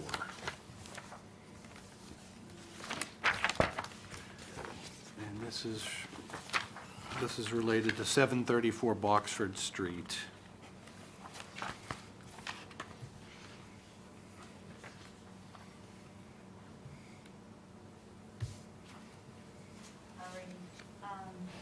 So this order was issued in April of 2021, and it governed the construction of a new single-family house, deck, walkway, septic system, driveway, associated grading, utilities, and landscaping. Work was in the 100-foot buffer zone to BBW, but outside the 200-foot riverfront area and outside the 100-year floodplain. Natural Heritage Endangered Species Program carved out a development envelope for this lot. Conservation Department staff visited the site and confirmed that all previously disturbed areas are fully vegetated and approved removal of erosion controls. We found the site to be in substantial compliance with no outstanding issues. We listed very minor deviations from the approved plan, but they were not concerning at all. The engineer, as-built engineer is here with us, if you have any questions for him, but I have no issues and recommend issuing a full and complete COC with ongoing conditions as prescribed in the order. Okay. Ryan, any questions? I have no issues. The minor deviations seem very reasonable, Yeah, and I actually an mean, improvement. It was, right. So, yeah, Yeah. I'm good with it. Yep. Tony? Joe? Any abutters to 115 Agunquit Road? None answer. So I need a motion. Move to issue a full certificate of compliance with ongoing conditions. Second. Motion and a second. Any more discussion? There being none, all those in favor say aye. Aye. Opposed? And that's unanimous. Okay, next up, 734 Boxford Street. This order issued in April 2021 governed the demolition of an existing outbuilding and associated concrete pads, construction of a new single-family house, deck, walkway, septic system, driveway, associated grading, utilities, and landscaping. Work was within the 100-foot buffer zone, but outside the riverfront and floodplain. Natural Heritage also carved out a development envelope for this lot. We visited the site. Site's totally stabilized. Erosion controls were approved for removal. And very, very minor deviations that all resulted in decreased footprints in the buffer zone from approved conditions to as-built conditions. As-built engineer is here this evening if you have questions for him, but there's no outstanding issues, so we recommend issuing a full certificate and ongoing conditions as prescribed. Okay, any questions from the commission? Ryan? No? Good. Tony? No question. Joe? No question. Okay, any abutters for 734 Boxford Street? None answer. So we need a motion and a second. Motion to issue a full certificate of compliance with ongoing conditions. Second. Okay, motion and a second. Any more discussion? There being none, all those in favor say aye. Aye. Opposed? And that's unanimous. I'm at my best when I don't speak. Slow down. And we appreciate that. Remember, shot by the hour, not the way. Yeah. Oh my gosh, too funny. And one more time for Agunquit Road and Boxford Street.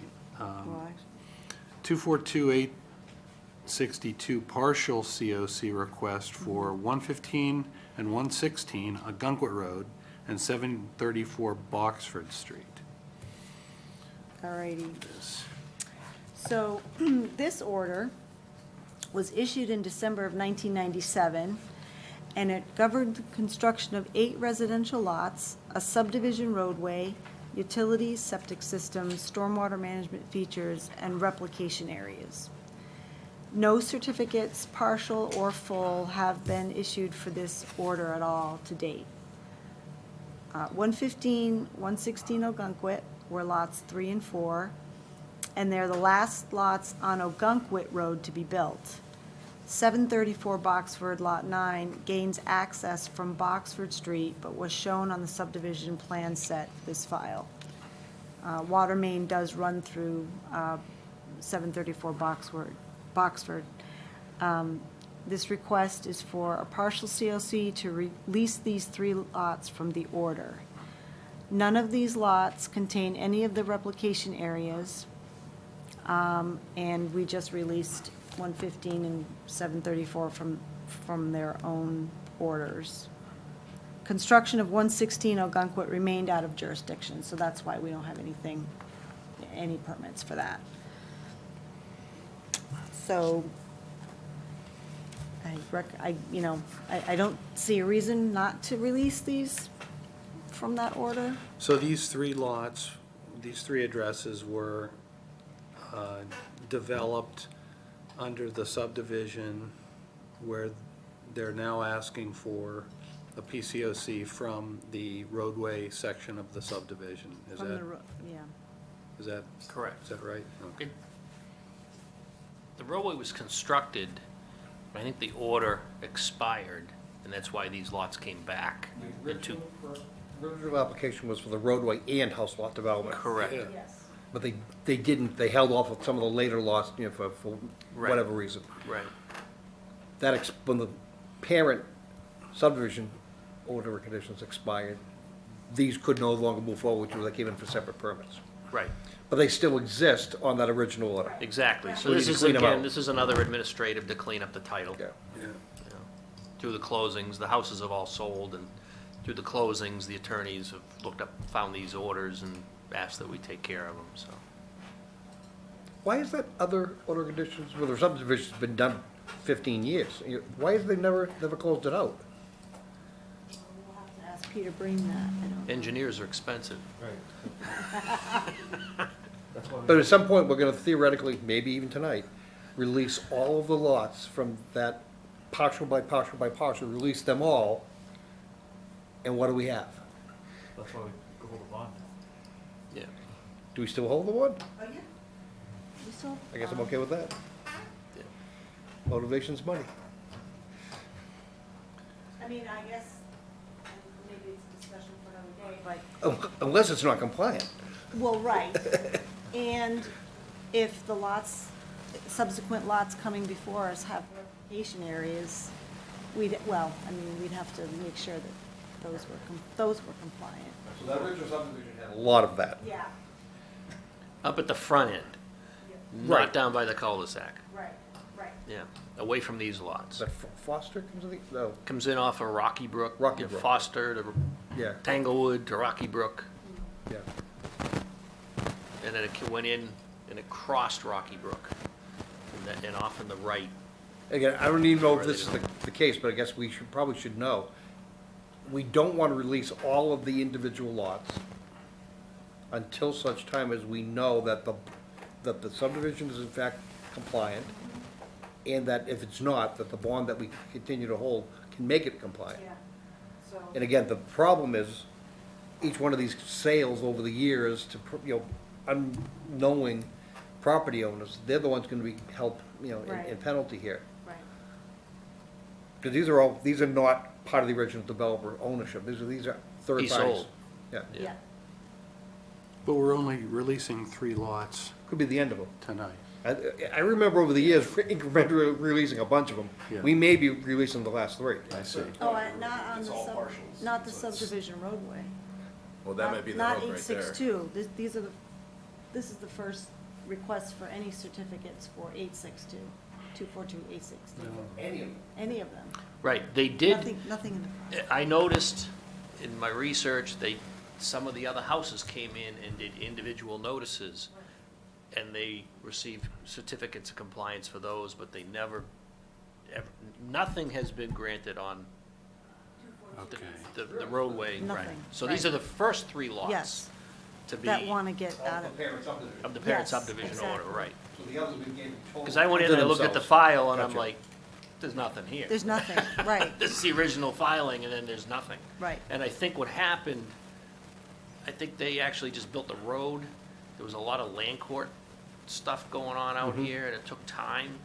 And they put the road in, and then they came back and did the house lots and did individual orders as they went, but the road still sits there.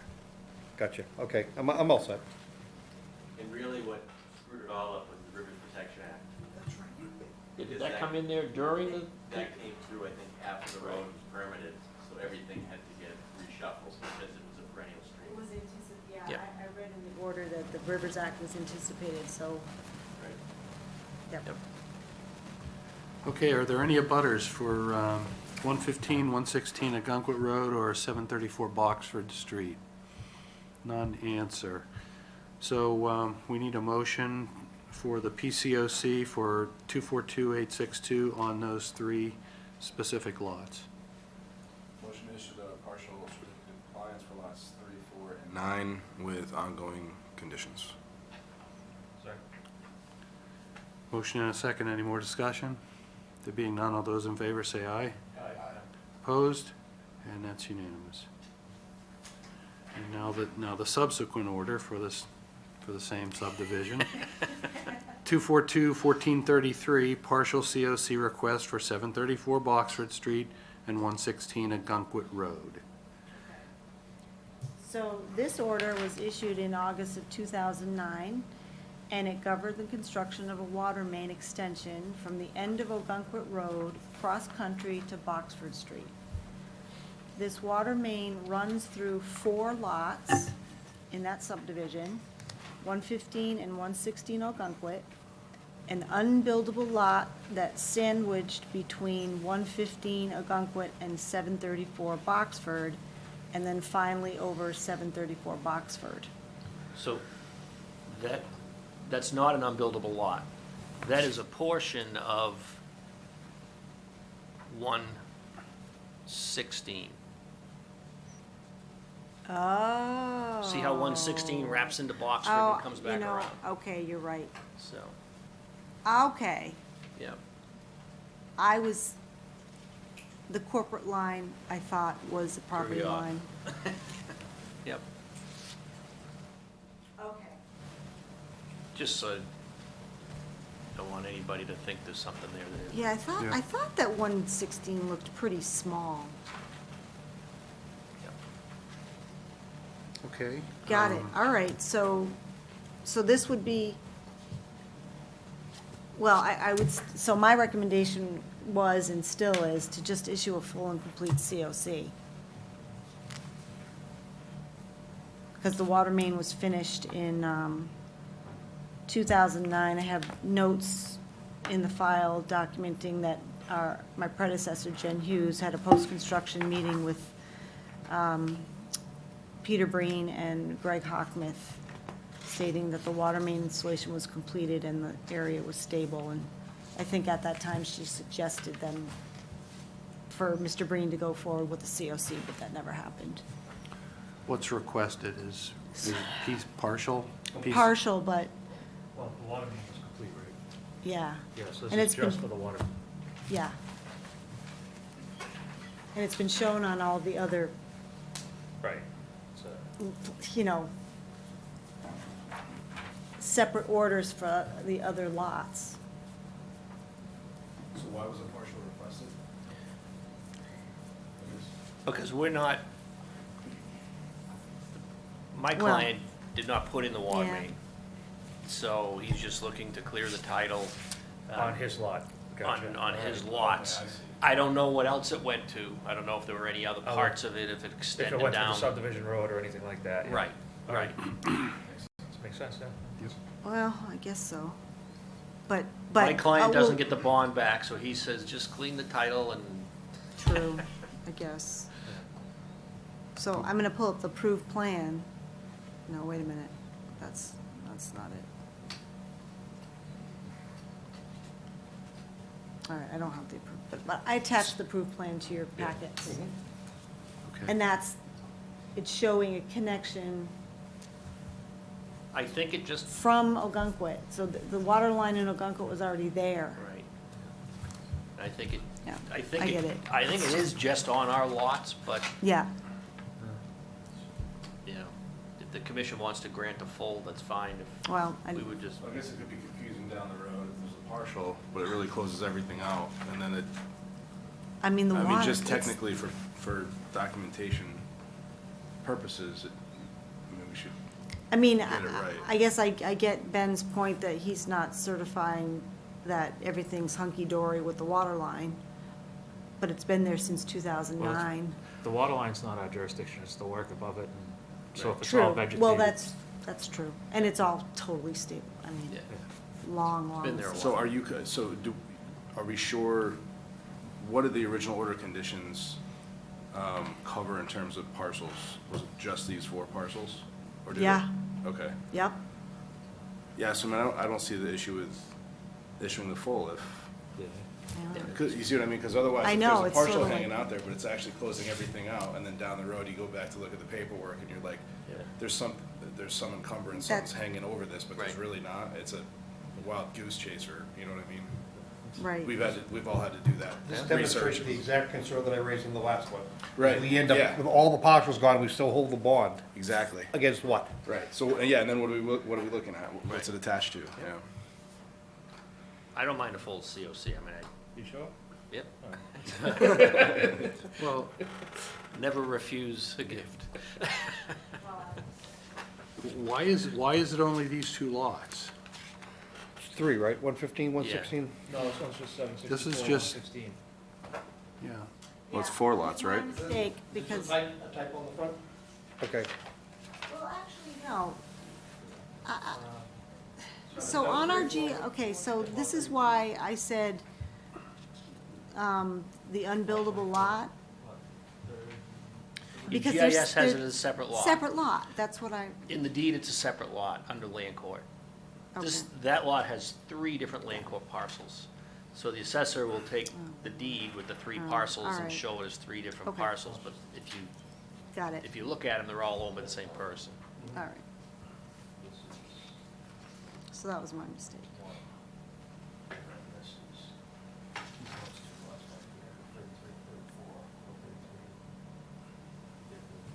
Looks like it just barely goes onto the last lot by the cul-de-sac, right? It just barely comes into it. So that's 1, 2, 3, 4, yeah. Yeah, I mean, a partial is requested. 2 lots are named on the request. So I'd be of a mind to address that specific request. It makes sense to me. We don't know the whole background of this, but, Well, 14, on the actual paperwork, we did, Yeah, there's 3 requested. there's 3 on the paperwork. 115, 116, 734. And there's actually 4 in the letter. In your letter, there's 4 lots listed. Is that the last Four property lots. information? 3 owners. Right. Yeah.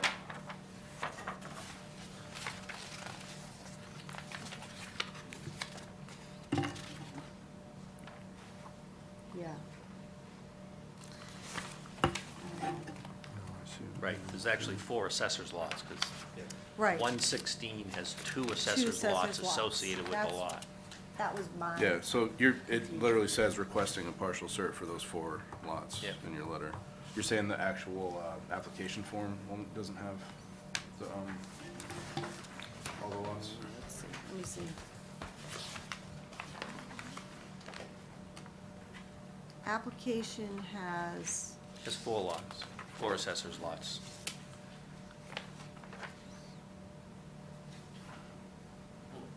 I'm not in the right one. Doesn't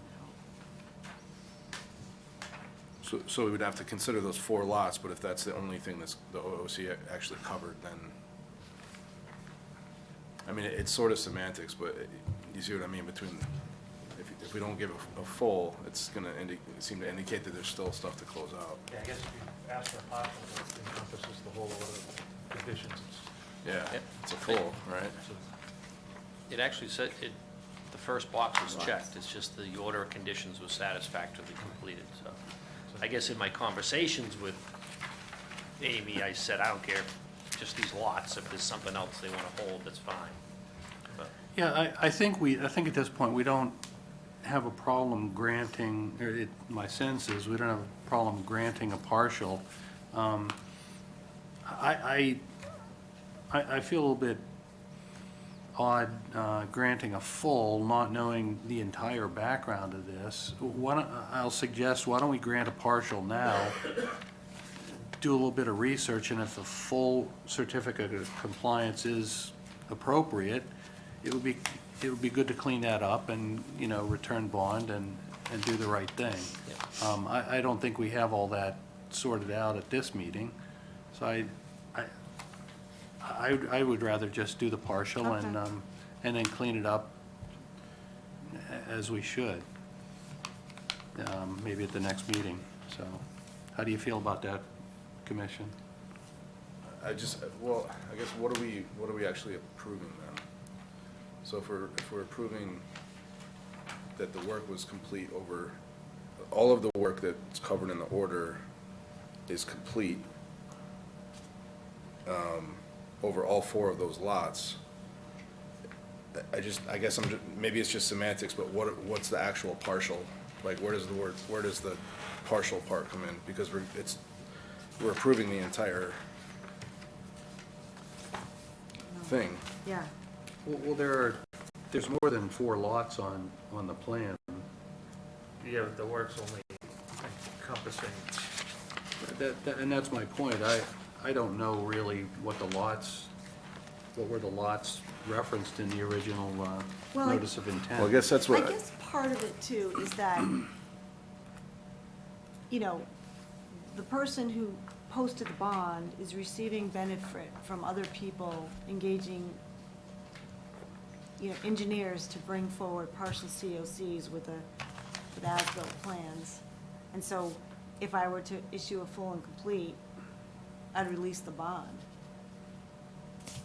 But it really is, You have no choice but to release the bond. right, but But if we don't have an as-built plan for the project itself, Is that not I what think it's this a is? partial. I think it's a partial. I thought this wasn't as-built. we do have the as-built for the Yeah. water line there. Yeah. It is on there.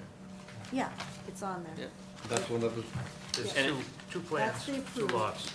It's, And yeah, the order of conditions references 3 Boxford Street rear, 4 and 116 in Gunquit. And that's what we've asked. Those are the parcels that you're releasing, the addresses, and the assessor's parcels are the same. are the as-bills the smaller sheets? Yes, Yeah, yeah. Okay, gotcha, I'm sorry. yep.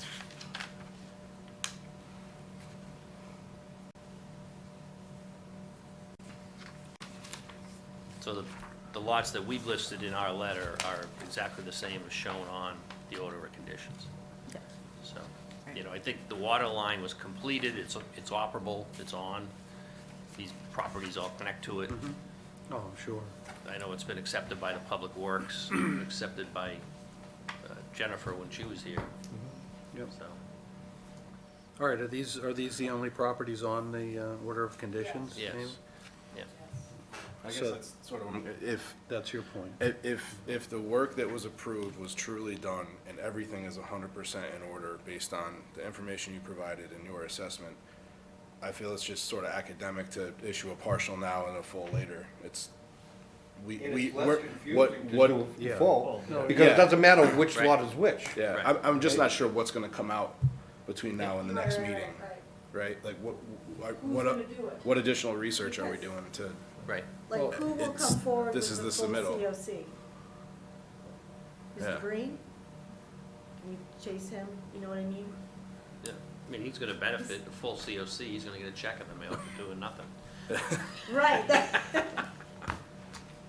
I mean, it's, there's 4 people here, so I would opt for a full myself.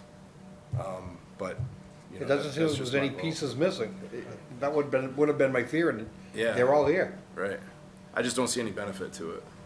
And it's just gonna hold up for at least another month, you know? Mm-hmm.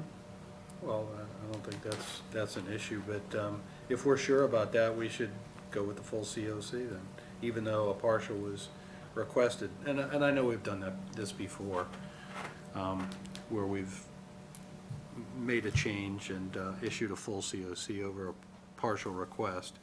So, okay, I guess if discussion is done, are there any abutters for 734 Boxford and 116 Agunquit Road?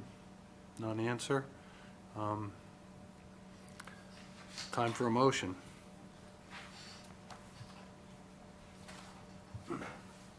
Motion to issue a full certificate of compliance for the 4 lots mentioned, 105A, 3, what are the other 2? Reference to lots, it's Okay. 242, 1433. Got it. Motion and a second for a full COC for 242-1433. Any more discussion? There being none of those in favor, say aye. Aye. Opposed? And that's unanimous. Great, thank you. Okay. You made up for on that one. Continuing Ray Street. Taking notes on it. Yeah. Yeah, those are I gave you 4 copies, 1 for each file.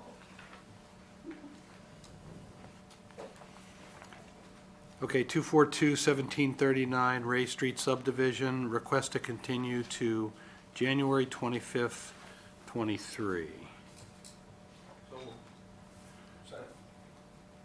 Motion and a second. Any more discussion? Being none of those in favor, say aye. Aye. Opposed? That's unanimous. And last certificate of compliance request, 242-1799, 243 Great Pond Road.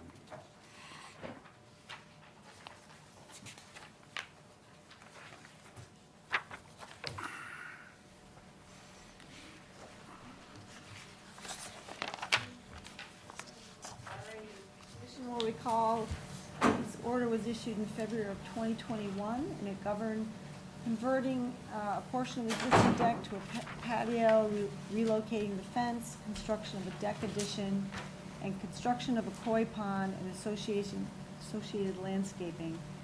And they wanted to do a field stone wall at the time and planting beds within the 100-foot buffer zone to BVW and 200-foot riverfront area.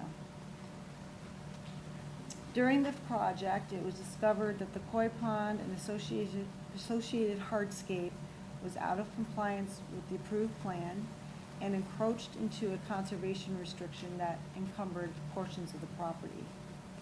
An enforcement order was issued, which culminated in a revised plan that returned the site back to compliance with the conservation restriction, and the commission approved modifications to the layout of the koi pond and hardscape and plantings as part of that approval. Project is complete, the site is stable, erosion controls have been removed, and In the enforcement order and modification, the commission required that stone bounds be installed at the apex points and corners of the conservation restriction. They have been installed, they were installed during,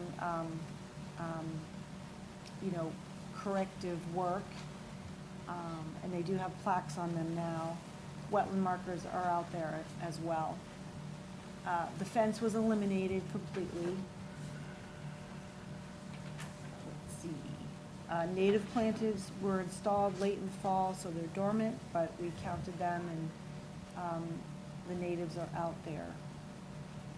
Project engineer's here this evening if you have any questions for him. But the site is, back where it should be.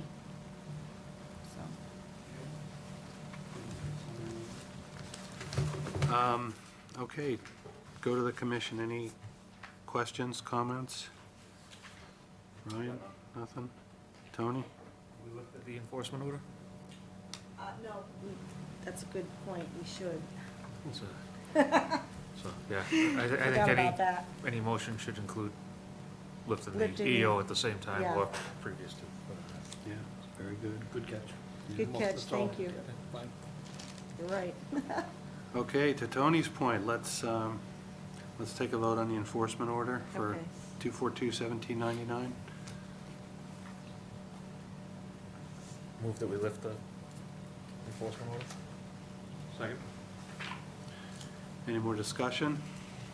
There being none of those in favor, say aye. Aye. Opposed? And that's unanimous. I move we issue a full and complete certificate of compliance with ongoing conditions. Second. Motion and a second. Any more discussion? Any abutters present? Non-answer? Those in favor say aye. Aye. Opposed? And that's unanimous. Thanks. We're glad to have this one gone. Yeah. Thank you. Thanks. Consultants are talking so much. Okay, enforcement order violations. 35 Peterson Road, continued from 5/25.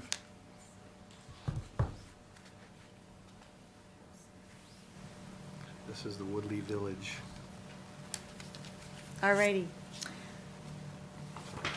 All right, so the commission will recall issuing an order in May of this year for unauthorized removal of native vegetation, importation of a whole bunch of wood chips, some garden beds, and non-native vegetation installation within BVW and associated 15-foot no disturb zone.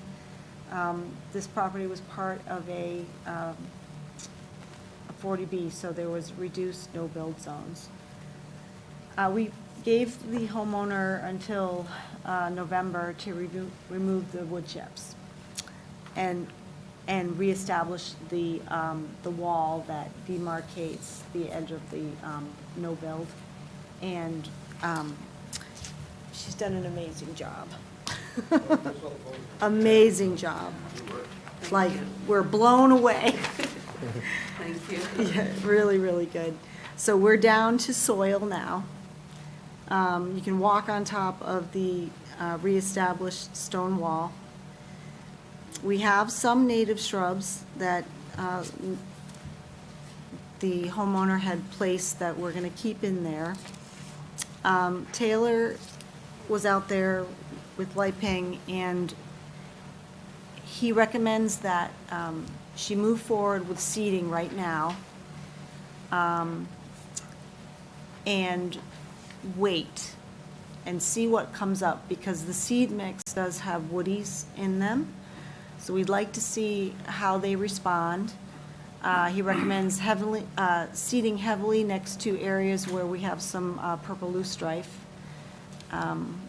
and wait until the fall, next fall, just to see how things are going before we start prescribing actual woody shrubs to, containerized woody shrubs.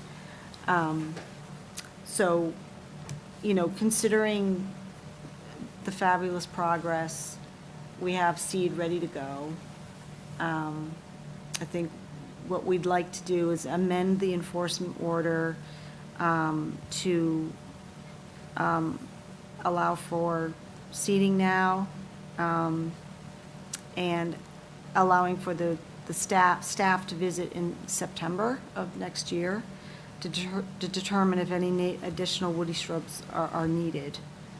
And then, we would also coordinate with her to install wetland markers. And then perhaps reevaluate at that time. Okay, sounds good. Any input from the homeowner?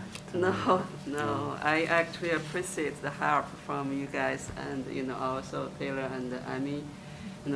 They suggested the wetland mixture seeds, I think, which looks like a very good plan. So I ordered them.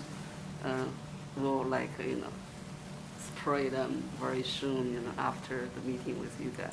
Very good. You have it already. Yeah. Comments on EO? I think it sounds like a good idea, time-wise, and obviously you put in a lot of effort here. Are there any erosion controls around the exposed soil? I guess my only concern is if the seed doesn't take and then we get snow and snow melt, it could just sort of wash into the wetland a bit, so, especially this time of year. Pretty flat, isn't it? Yeah, it is pretty flat. Yeah. That was actually gonna be my suggestion, it's just some, Straw. yeah, some type of treatment, just Yeah. so, sort of try to provide some form of stabilization, Incubate, or, yeah. if not stabilization, maybe a perimeter control, but I think if it's flat enough straw, we're probably fine. And most of the area is very flat. I Yeah. think there's like a certain, small area you can feel like after the heavy rain, then there's like some water, residues there. But other than that, I think hopefully they will hold the seeds very well. Yeah, well, the straw will actually help too. Yeah, that'll be great. It Yeah, holds in yeah. moisture, it holds in Yeah. heat, all that stuff. Yeah. So, Hides the seeds from the birds, so. right. That's true too, Yeah. actually, yeah. Yeah, so I The think that's, only thing is, the good news is like at this time, you apply the seeds, there are not many birds. That's I true, think if yeah. we do it in early spring, we'll have Yeah. trouble. Yeah, Yeah. So Yeah. yeah, that's my only comment though, just I think Okay. that's a great idea. So broadcast straw Over the seed and the planting, exposed yeah. soil, yeah. Good idea. Okay. Tony? Yeah, no, I would agree with that. Oh, make sure it's straw, not hay. Yeah, definitely straw, not hay. You'll be battling weeds if you have, right? Yeah. It's all reasonable, very, very good approach.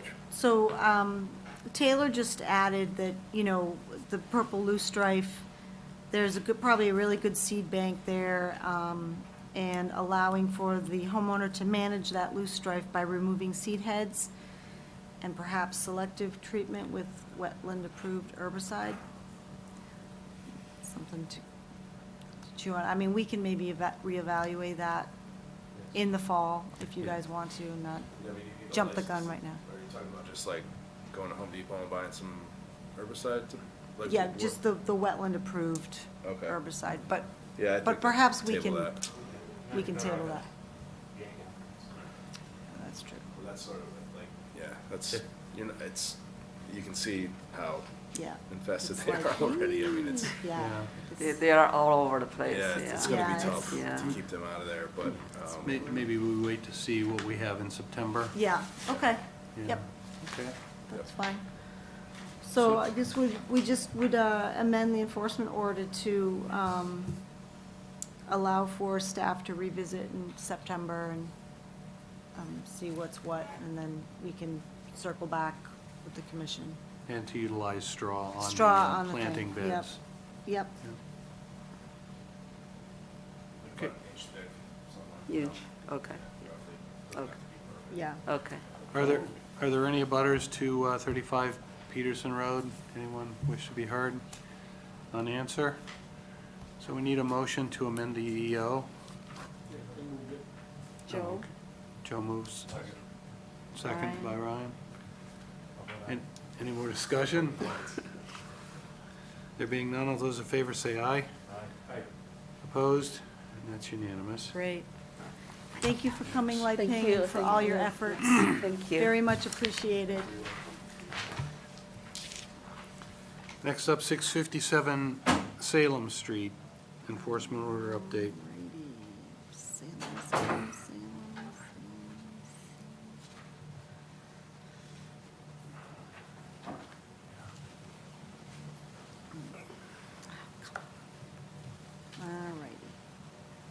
All right.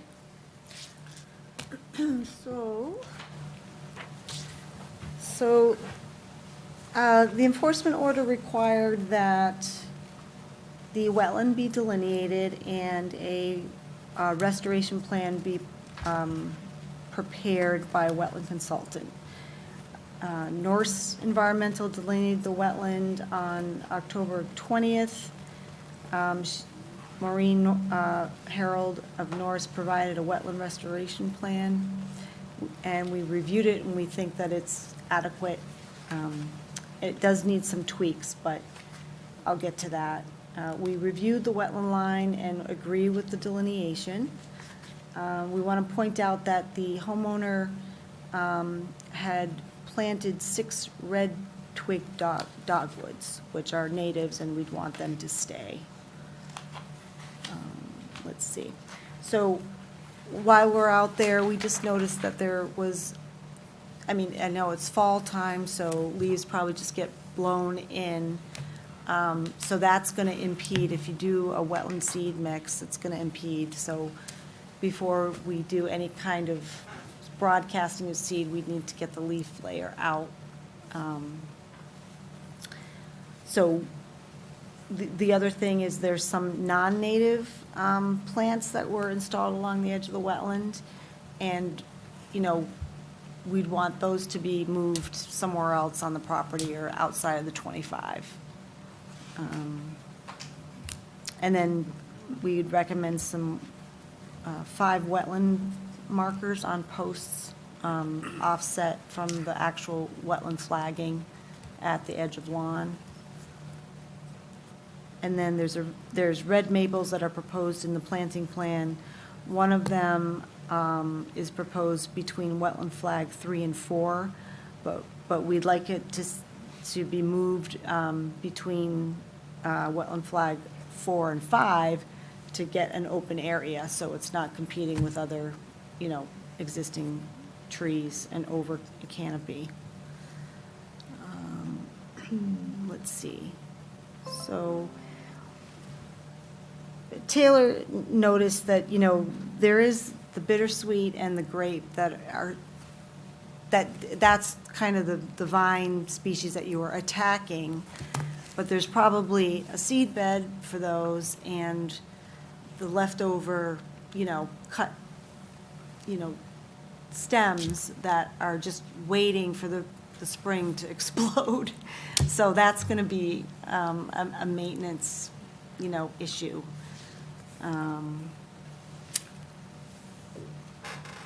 So those sort of the moving parts of where we're at.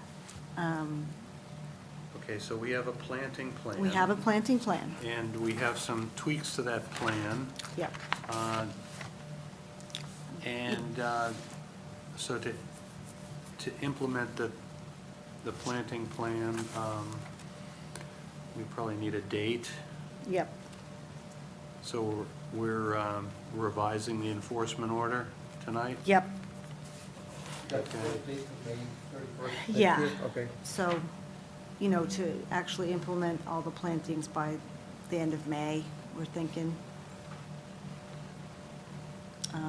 And then, you know, the leaf litter would have to be removed. Prior to planting? Prior to planting, then broadcast the seed. Remove the non-natives to somewhere else on the property. The non-natives, are those, They're like, are they ornamental? yeah, azaleas, so they'd wanna keep them. hydrangeas. Yeah. Yeah, so it's not, you know, I couldn't keep all those. I would have to get rid of them. There's just too many. There's ferns, there's just too many plantings. Okay. But if we needed to get rid of them, I would. I couldn't move them in the property though. Okay. We're thinking that the ferns aren't gonna last, they're like Yeah, I more mean, like the deer, annual. the deer ate there was hosta ferns, the only non-native things, and then the rest was the dogwoods that I Yeah. just happened to plant. I didn't Yep. know they were native. Yeah, So you guys want those? That makes yeah, sense. keep those for sure. But I think, yeah, I'm not really worried about the fern. We can take those out if you want. Okay, I mean, if you wanted to figure out some other spot or whatever. Jack, I'm a little confused on the bittersweet and the grapevine. Yeah, Are you suggesting, you're just pointing out that that's gonna be a challenge in the future? You're not asking them, the whole thing started with them trying to clean up that mess. And, you know, it's probably an effort in futility in the long run, but we're not asking him to go in there and take all that other stuff out again. No, I think it's just, you know, recognizing that it's probably gonna be a challenge to, you know, but I mean, if you kept the plantings closer to the edge of the wetland, you might have more success to keep those guys alive instead of like putting them deep into the wetland. Just don't give the vine an opportunity to go over it. Right, so. Yeah, it was probably 50 yards wide and 40 yards vertical. And like she said, when Taylor came, I had removed probably 60-70% of it, even like the roots.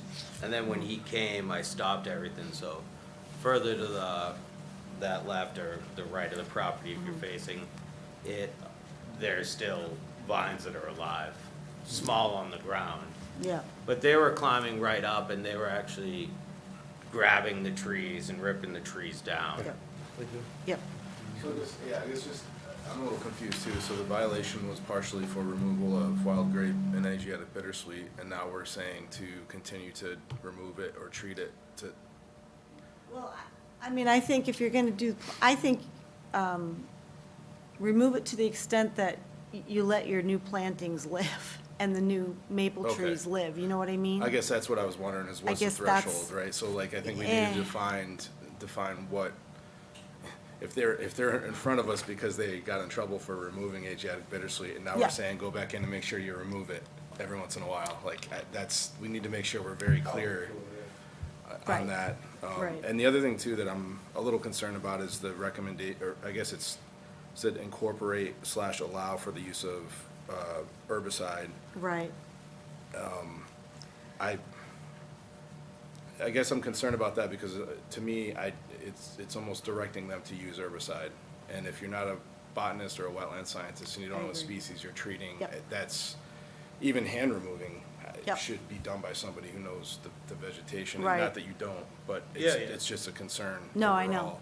So I think that, I'm not necessarily opposed to maybe saying allow it, but not incorporate it as Yeah. a directive, yeah, you know? right. Okay, well, let's go down the line. Any other questions, comments? We're working toward Yeah, that. I agree, I just think it should be if you want to, and you know what it is, Right.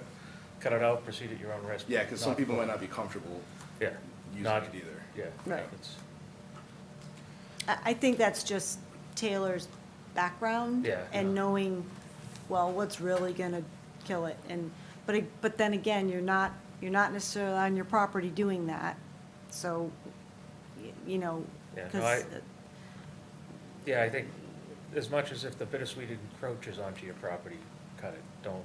But, Yeah. Yeah, that's the other thing, is if it's off property, we definitely don't want to be. Yeah, that's what got me here. I mean, over the 7 years, I put my wife put a hay bale out, and then I saw that it was like 5 yards into the vine, and I realized how much of my grass had actually been taken off by this vine already. And I kind of just wanted to end that so it didn't keep creeping. So I'm definitely okay with keeping it off my grass, but I don't want to traipse in there with herbicide and all that either, you know.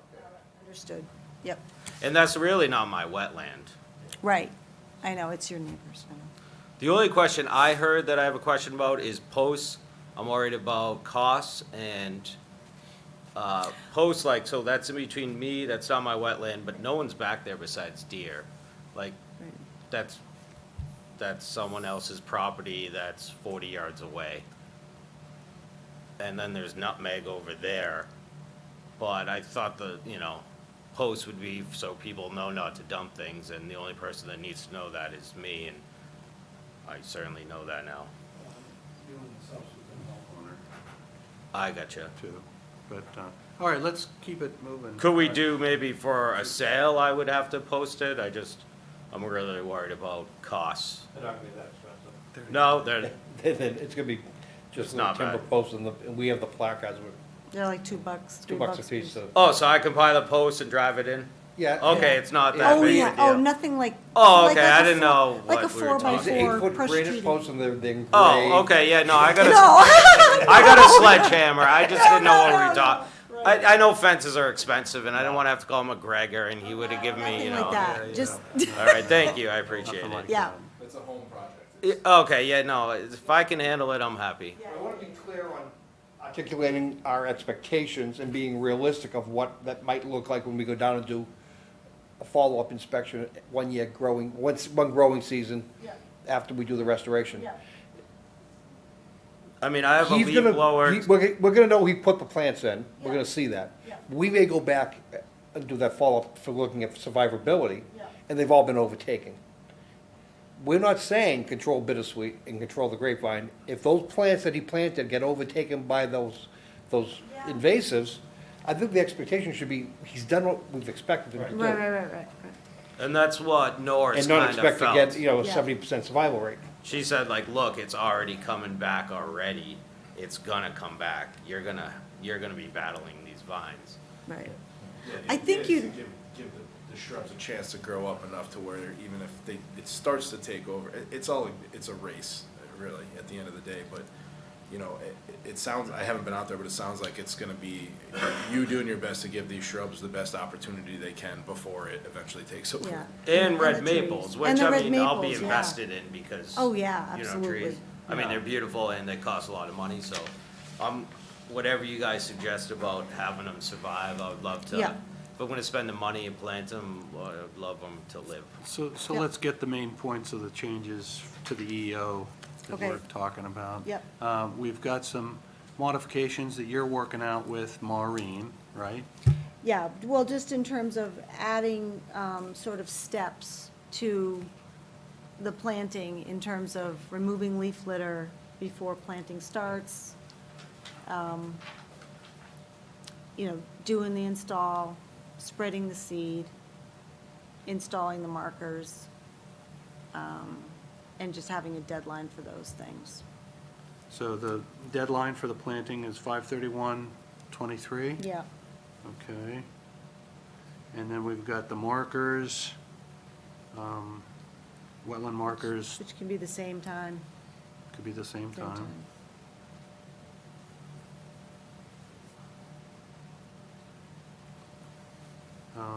What I have so far is planting plan changes with Maureen need to be completed with your input, Amy.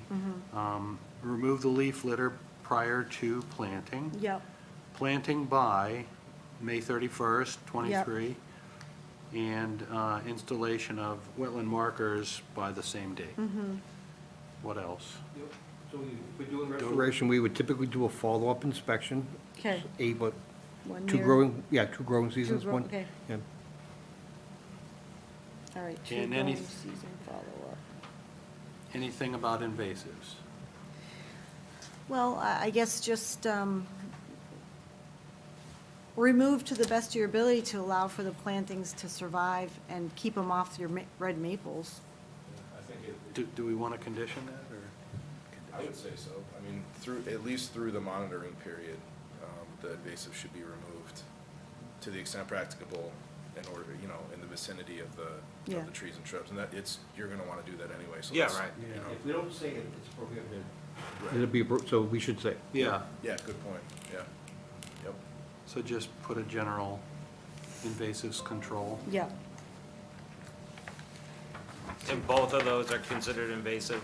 I knew the grapevine was there, I'm not quite sure what the bittersweet was. The bittersweet definitely. bad. Bad Okay. Your invasive. that's gonna be your big challenge, I think. Yeah. Because the grapevine was actually the thing I thought was the most invasive, but it's the Well, bittersweet, okay. It's pretty aggressive, too. They're both Yeah. a dynamic Bittersweet's duo faster. out there. Okay, so we've Yeah, no, it got, was we've quick. got those Yeah. points for Yep. a modified enforcement order. Yep. Are there any abutters to 657 Salem Street tonight that want to be heard? No one responds? And you saw in your packets that he reached out to the neighbor, Yes. and we have email. So Thank you for doing that. Yes. Thank you to the neighbor. Well, thank you all for your time. Okay, we need a motion to Thank you. modify the enforcement order as discussed. Discussed. So moved. Second. Any more discussion? All those in favor say aye. Aye. Aye. Opposed? That's unanimous. Thank you, Sean. Thank you. Appreciate it. Coming down the home stretch, Let's do it. 29 Blueberry Hill Lane, we discussed this before. Right, but we've already modified that The enforcement order. We So already we're did good. that. We're Yep, good. so that's already done. Yep. Okay, and then 350 Sharpner's Pond Road. Just real quick, I think 121 Mill Pond Townhomes, we wanted to issue an EO for that as well at some point, Oh, just as a reminder. yeah, but I haven't even given. You would need to draft it? Yeah. Okay. So maybe next meeting. I'll Yep. do that next meeting. All righty. Okay. All right, let's let Greg kick this one off. All right, Sure. Greg, take it away. All right, good evening. For the record, Greg Hockmuth, Williams and Sparagus, representing the property owners for the enforcement order or violation notice that was issued for their property on Sharpness Pond Road. There was some confusion out here. There was some work that was done within the commission's jurisdiction without knowledge of needing to permit those activities.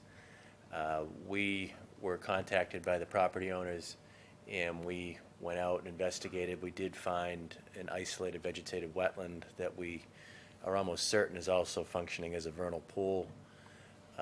Activities occurred within 100 feet of those resource areas. They included the cutting of a hill, the creation of a boulder slope, which you can see behind the truck in that image, the construction of a shed, and then just some loam and material that was brought in. The intent was to establish a lawn. The good news is no work was done beyond the prior limit of work, other than the removal of some small shrubs that were on the top of a slope above where the vernal pool is. The property owners are willing to do whatever the commission deems appropriate. They understand that the shed in its current location is not going to be allowed, not just because of the no-build zone requirements, but also because of the sideline setbacks required by zoning. It is over 64 square feet. We haven't done a survey yet, so we're not sure if there is a spot on the lot for the shed. They'd very much like to have a shed, so hopefully we can find a spot that does comply. But most of the work appears to have occurred within existing maintained lawn areas. So that is the good news, and no major trees were cut down, just those small shrubs. So I guess they're here tonight to see what the commission would like them to do moving forward. And we're here to listen so we can help them through it. Okay. Constructive comments. Ryan, any? How close is the shed to the vernal pool? It's within the 75-foot no-build. Okay. Approximately, yeah, I think maybe 50 feet. Okay. Wetland is off-site, right? Yeah, it's off-site, and when I was out flagging it, the neighbor did come out, and I yelled, I said, I didn't want to alarm him, so I let him know I was out there. He didn't tell me to leave. So I hung my flags, and Taylor and I actually looked at the site earlier this week. We reviewed the wetland boundaries, and again, there was no action from the abutters. So the flags are still there as of this week. Are there erosion controls up right now, or? Yes. There are. Oh, there are, okay. Yeah, as soon as they were notified of the violation. They did everything that was asked of them to Yeah, install they've the been very, erosion very controls. Gotcha, I see responsive. that now. Okay. I think what took the longest was us contacting them after they called us, just because we're extremely busy. So I guess if the shed's gonna have to move, is there a timeline for that? Is there any, like, you're gonna have to survey the property and then figure out zoning setbacks and where you're gonna be able to get a building permit, right? Or what's the timeline for moving the shed? Because obviously that's not gonna be able to stay there, and that's gonna have to go into our enforcement.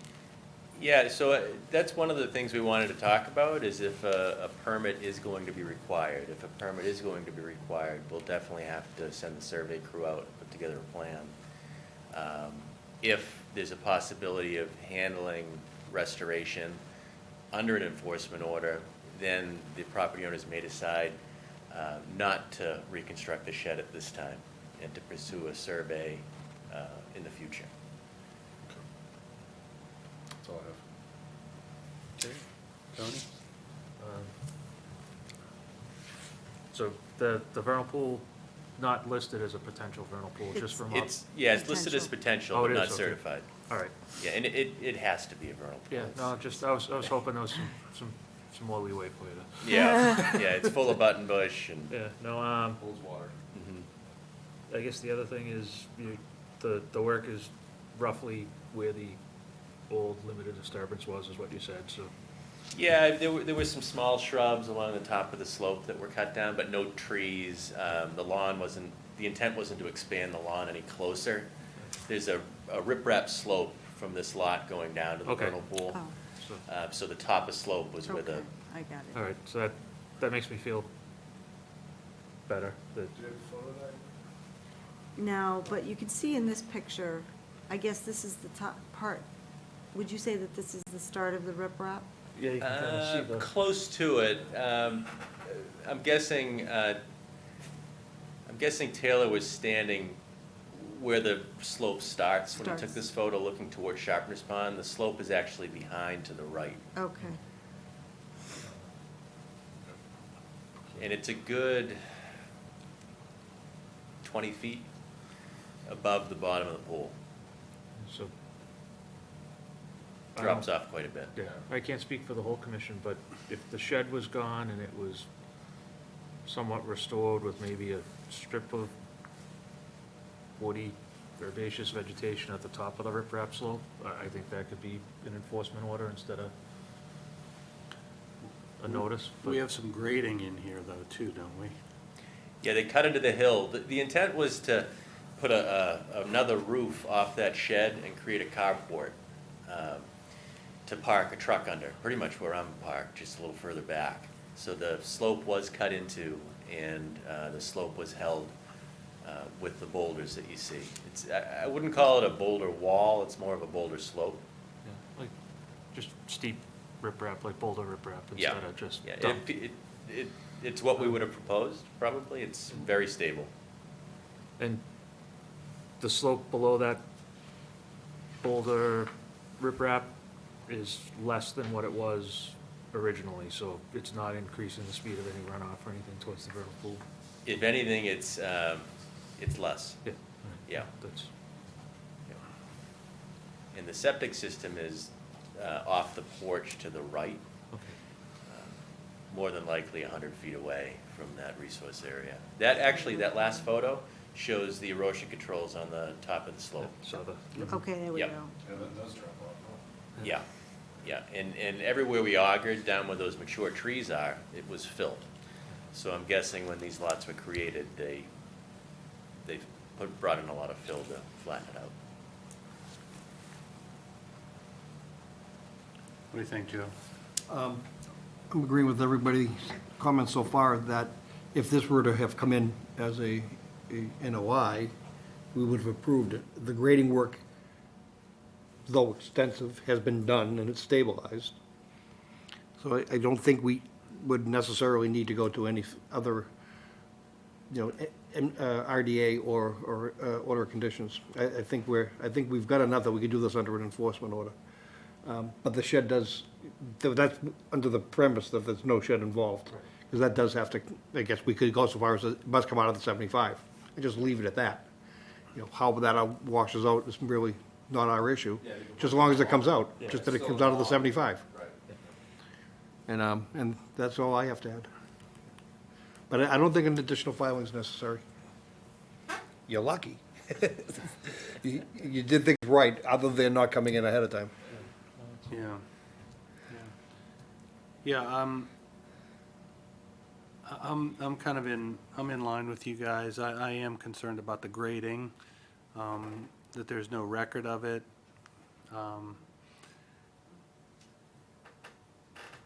I do feel like it's an RDA though, EO or an RDA, just because of the grading. The shed by itself easily covered under the EO if it's moved to a proper spot. That's just my sense. I think it's borderline, you know, that's why we're having this discussion. So EO, what would we say in an enforcement order? Move the shed out of the 75-foot no-build zone? Or file a notice of intent, which would be highly unlikely that you would get a shed within the no-build zone, so. Yeah, germane with the zoning issue, the bigger issue. Yeah, we wouldn't even, Yeah, it's moving anyway. we wouldn't even request a waiver Yeah. before this commission, or certainly a zoning variance for the shed. But we could easily prepare a planting plan, overlaid on an aerial. Could you take maybe the bank's plot plan and sketch it in for us with setbacks identified?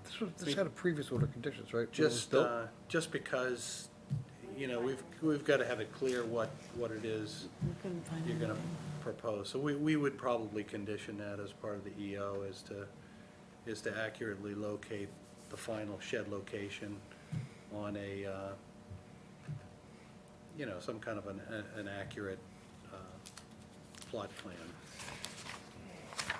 And what else? What else would we need? So the only problem with those bank surveys is a lot of times they're not that great. They're definitely not instrument survey. They're just really just to certify They're that the a house sketch. is on the lot. They're a sketch. Yeah. I was told actually a lot of those companies, they don't even get out of the car when they draft them. They don't leave the office when they draft. Yeah, there's no way, I mean, they charge the bank like $200 to $400, and there's no way that most surveyors could drive out to a site and turn around and drive back for that. But we can do some research to see if there's a better plan or a plan on record that shows something. If not, Mass Mapper would probably be Yeah. close Yeah, enough. There you go. Yeah. There you go. But I think we could prepare something that would show some plantings, an approximate location of grading, and if the shed is going to be reconstructed, we could also show that on a plan. Yeah, I think, because that's the level for an RDA anyways, it Yeah. would be a full surveyed plan, so I think that's a fair. I think it is too. I don't want to put so much engineering money into it that it's 3 times the cost of the shed itself, I don't want to That's the biggest do that. 'cause expense is the this- survey crew. This group has been pretty cooperative, and we appreciate that. We want to remain in that cooperative mindset, and so I think the EO could work, as you guys have discussed, and if you could come up with some way of identifying the final location of the shed where you want it, that we would want you to do that as part of the EO. So what else do we need on the EO? We have the erosion control in place. We don't have any instability issues with the site. It's stable. They stopped all work. At some point, that does need to be scarified and seeded.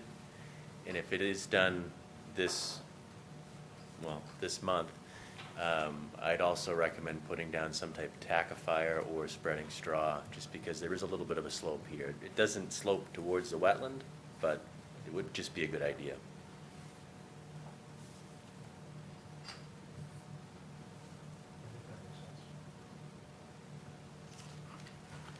does it make sense to plant now?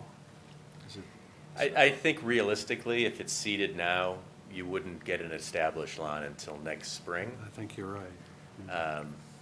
But I've heard people say it's still a good time to seed, and next spring it'll just pop. But I planted seed pretty late this year, and I've been lucky because it's been wet and warm for the past 3 weeks, so. But I don't think we're gonna have a lot more of that, so. Planting by, what, May 1st? Yeah. And, let's see, what else? Move the, show final shed location. So we need a planting plan.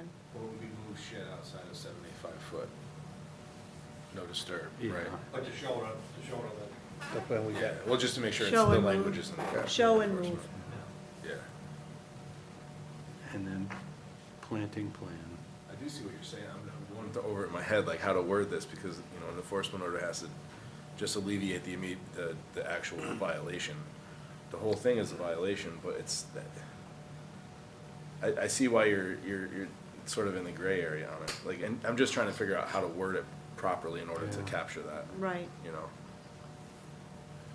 I mean, it can be done. It's just a matter of making sure it gets in, everything gets in there. Like, in other words, what's the final treatment for the lawn area and the graded area?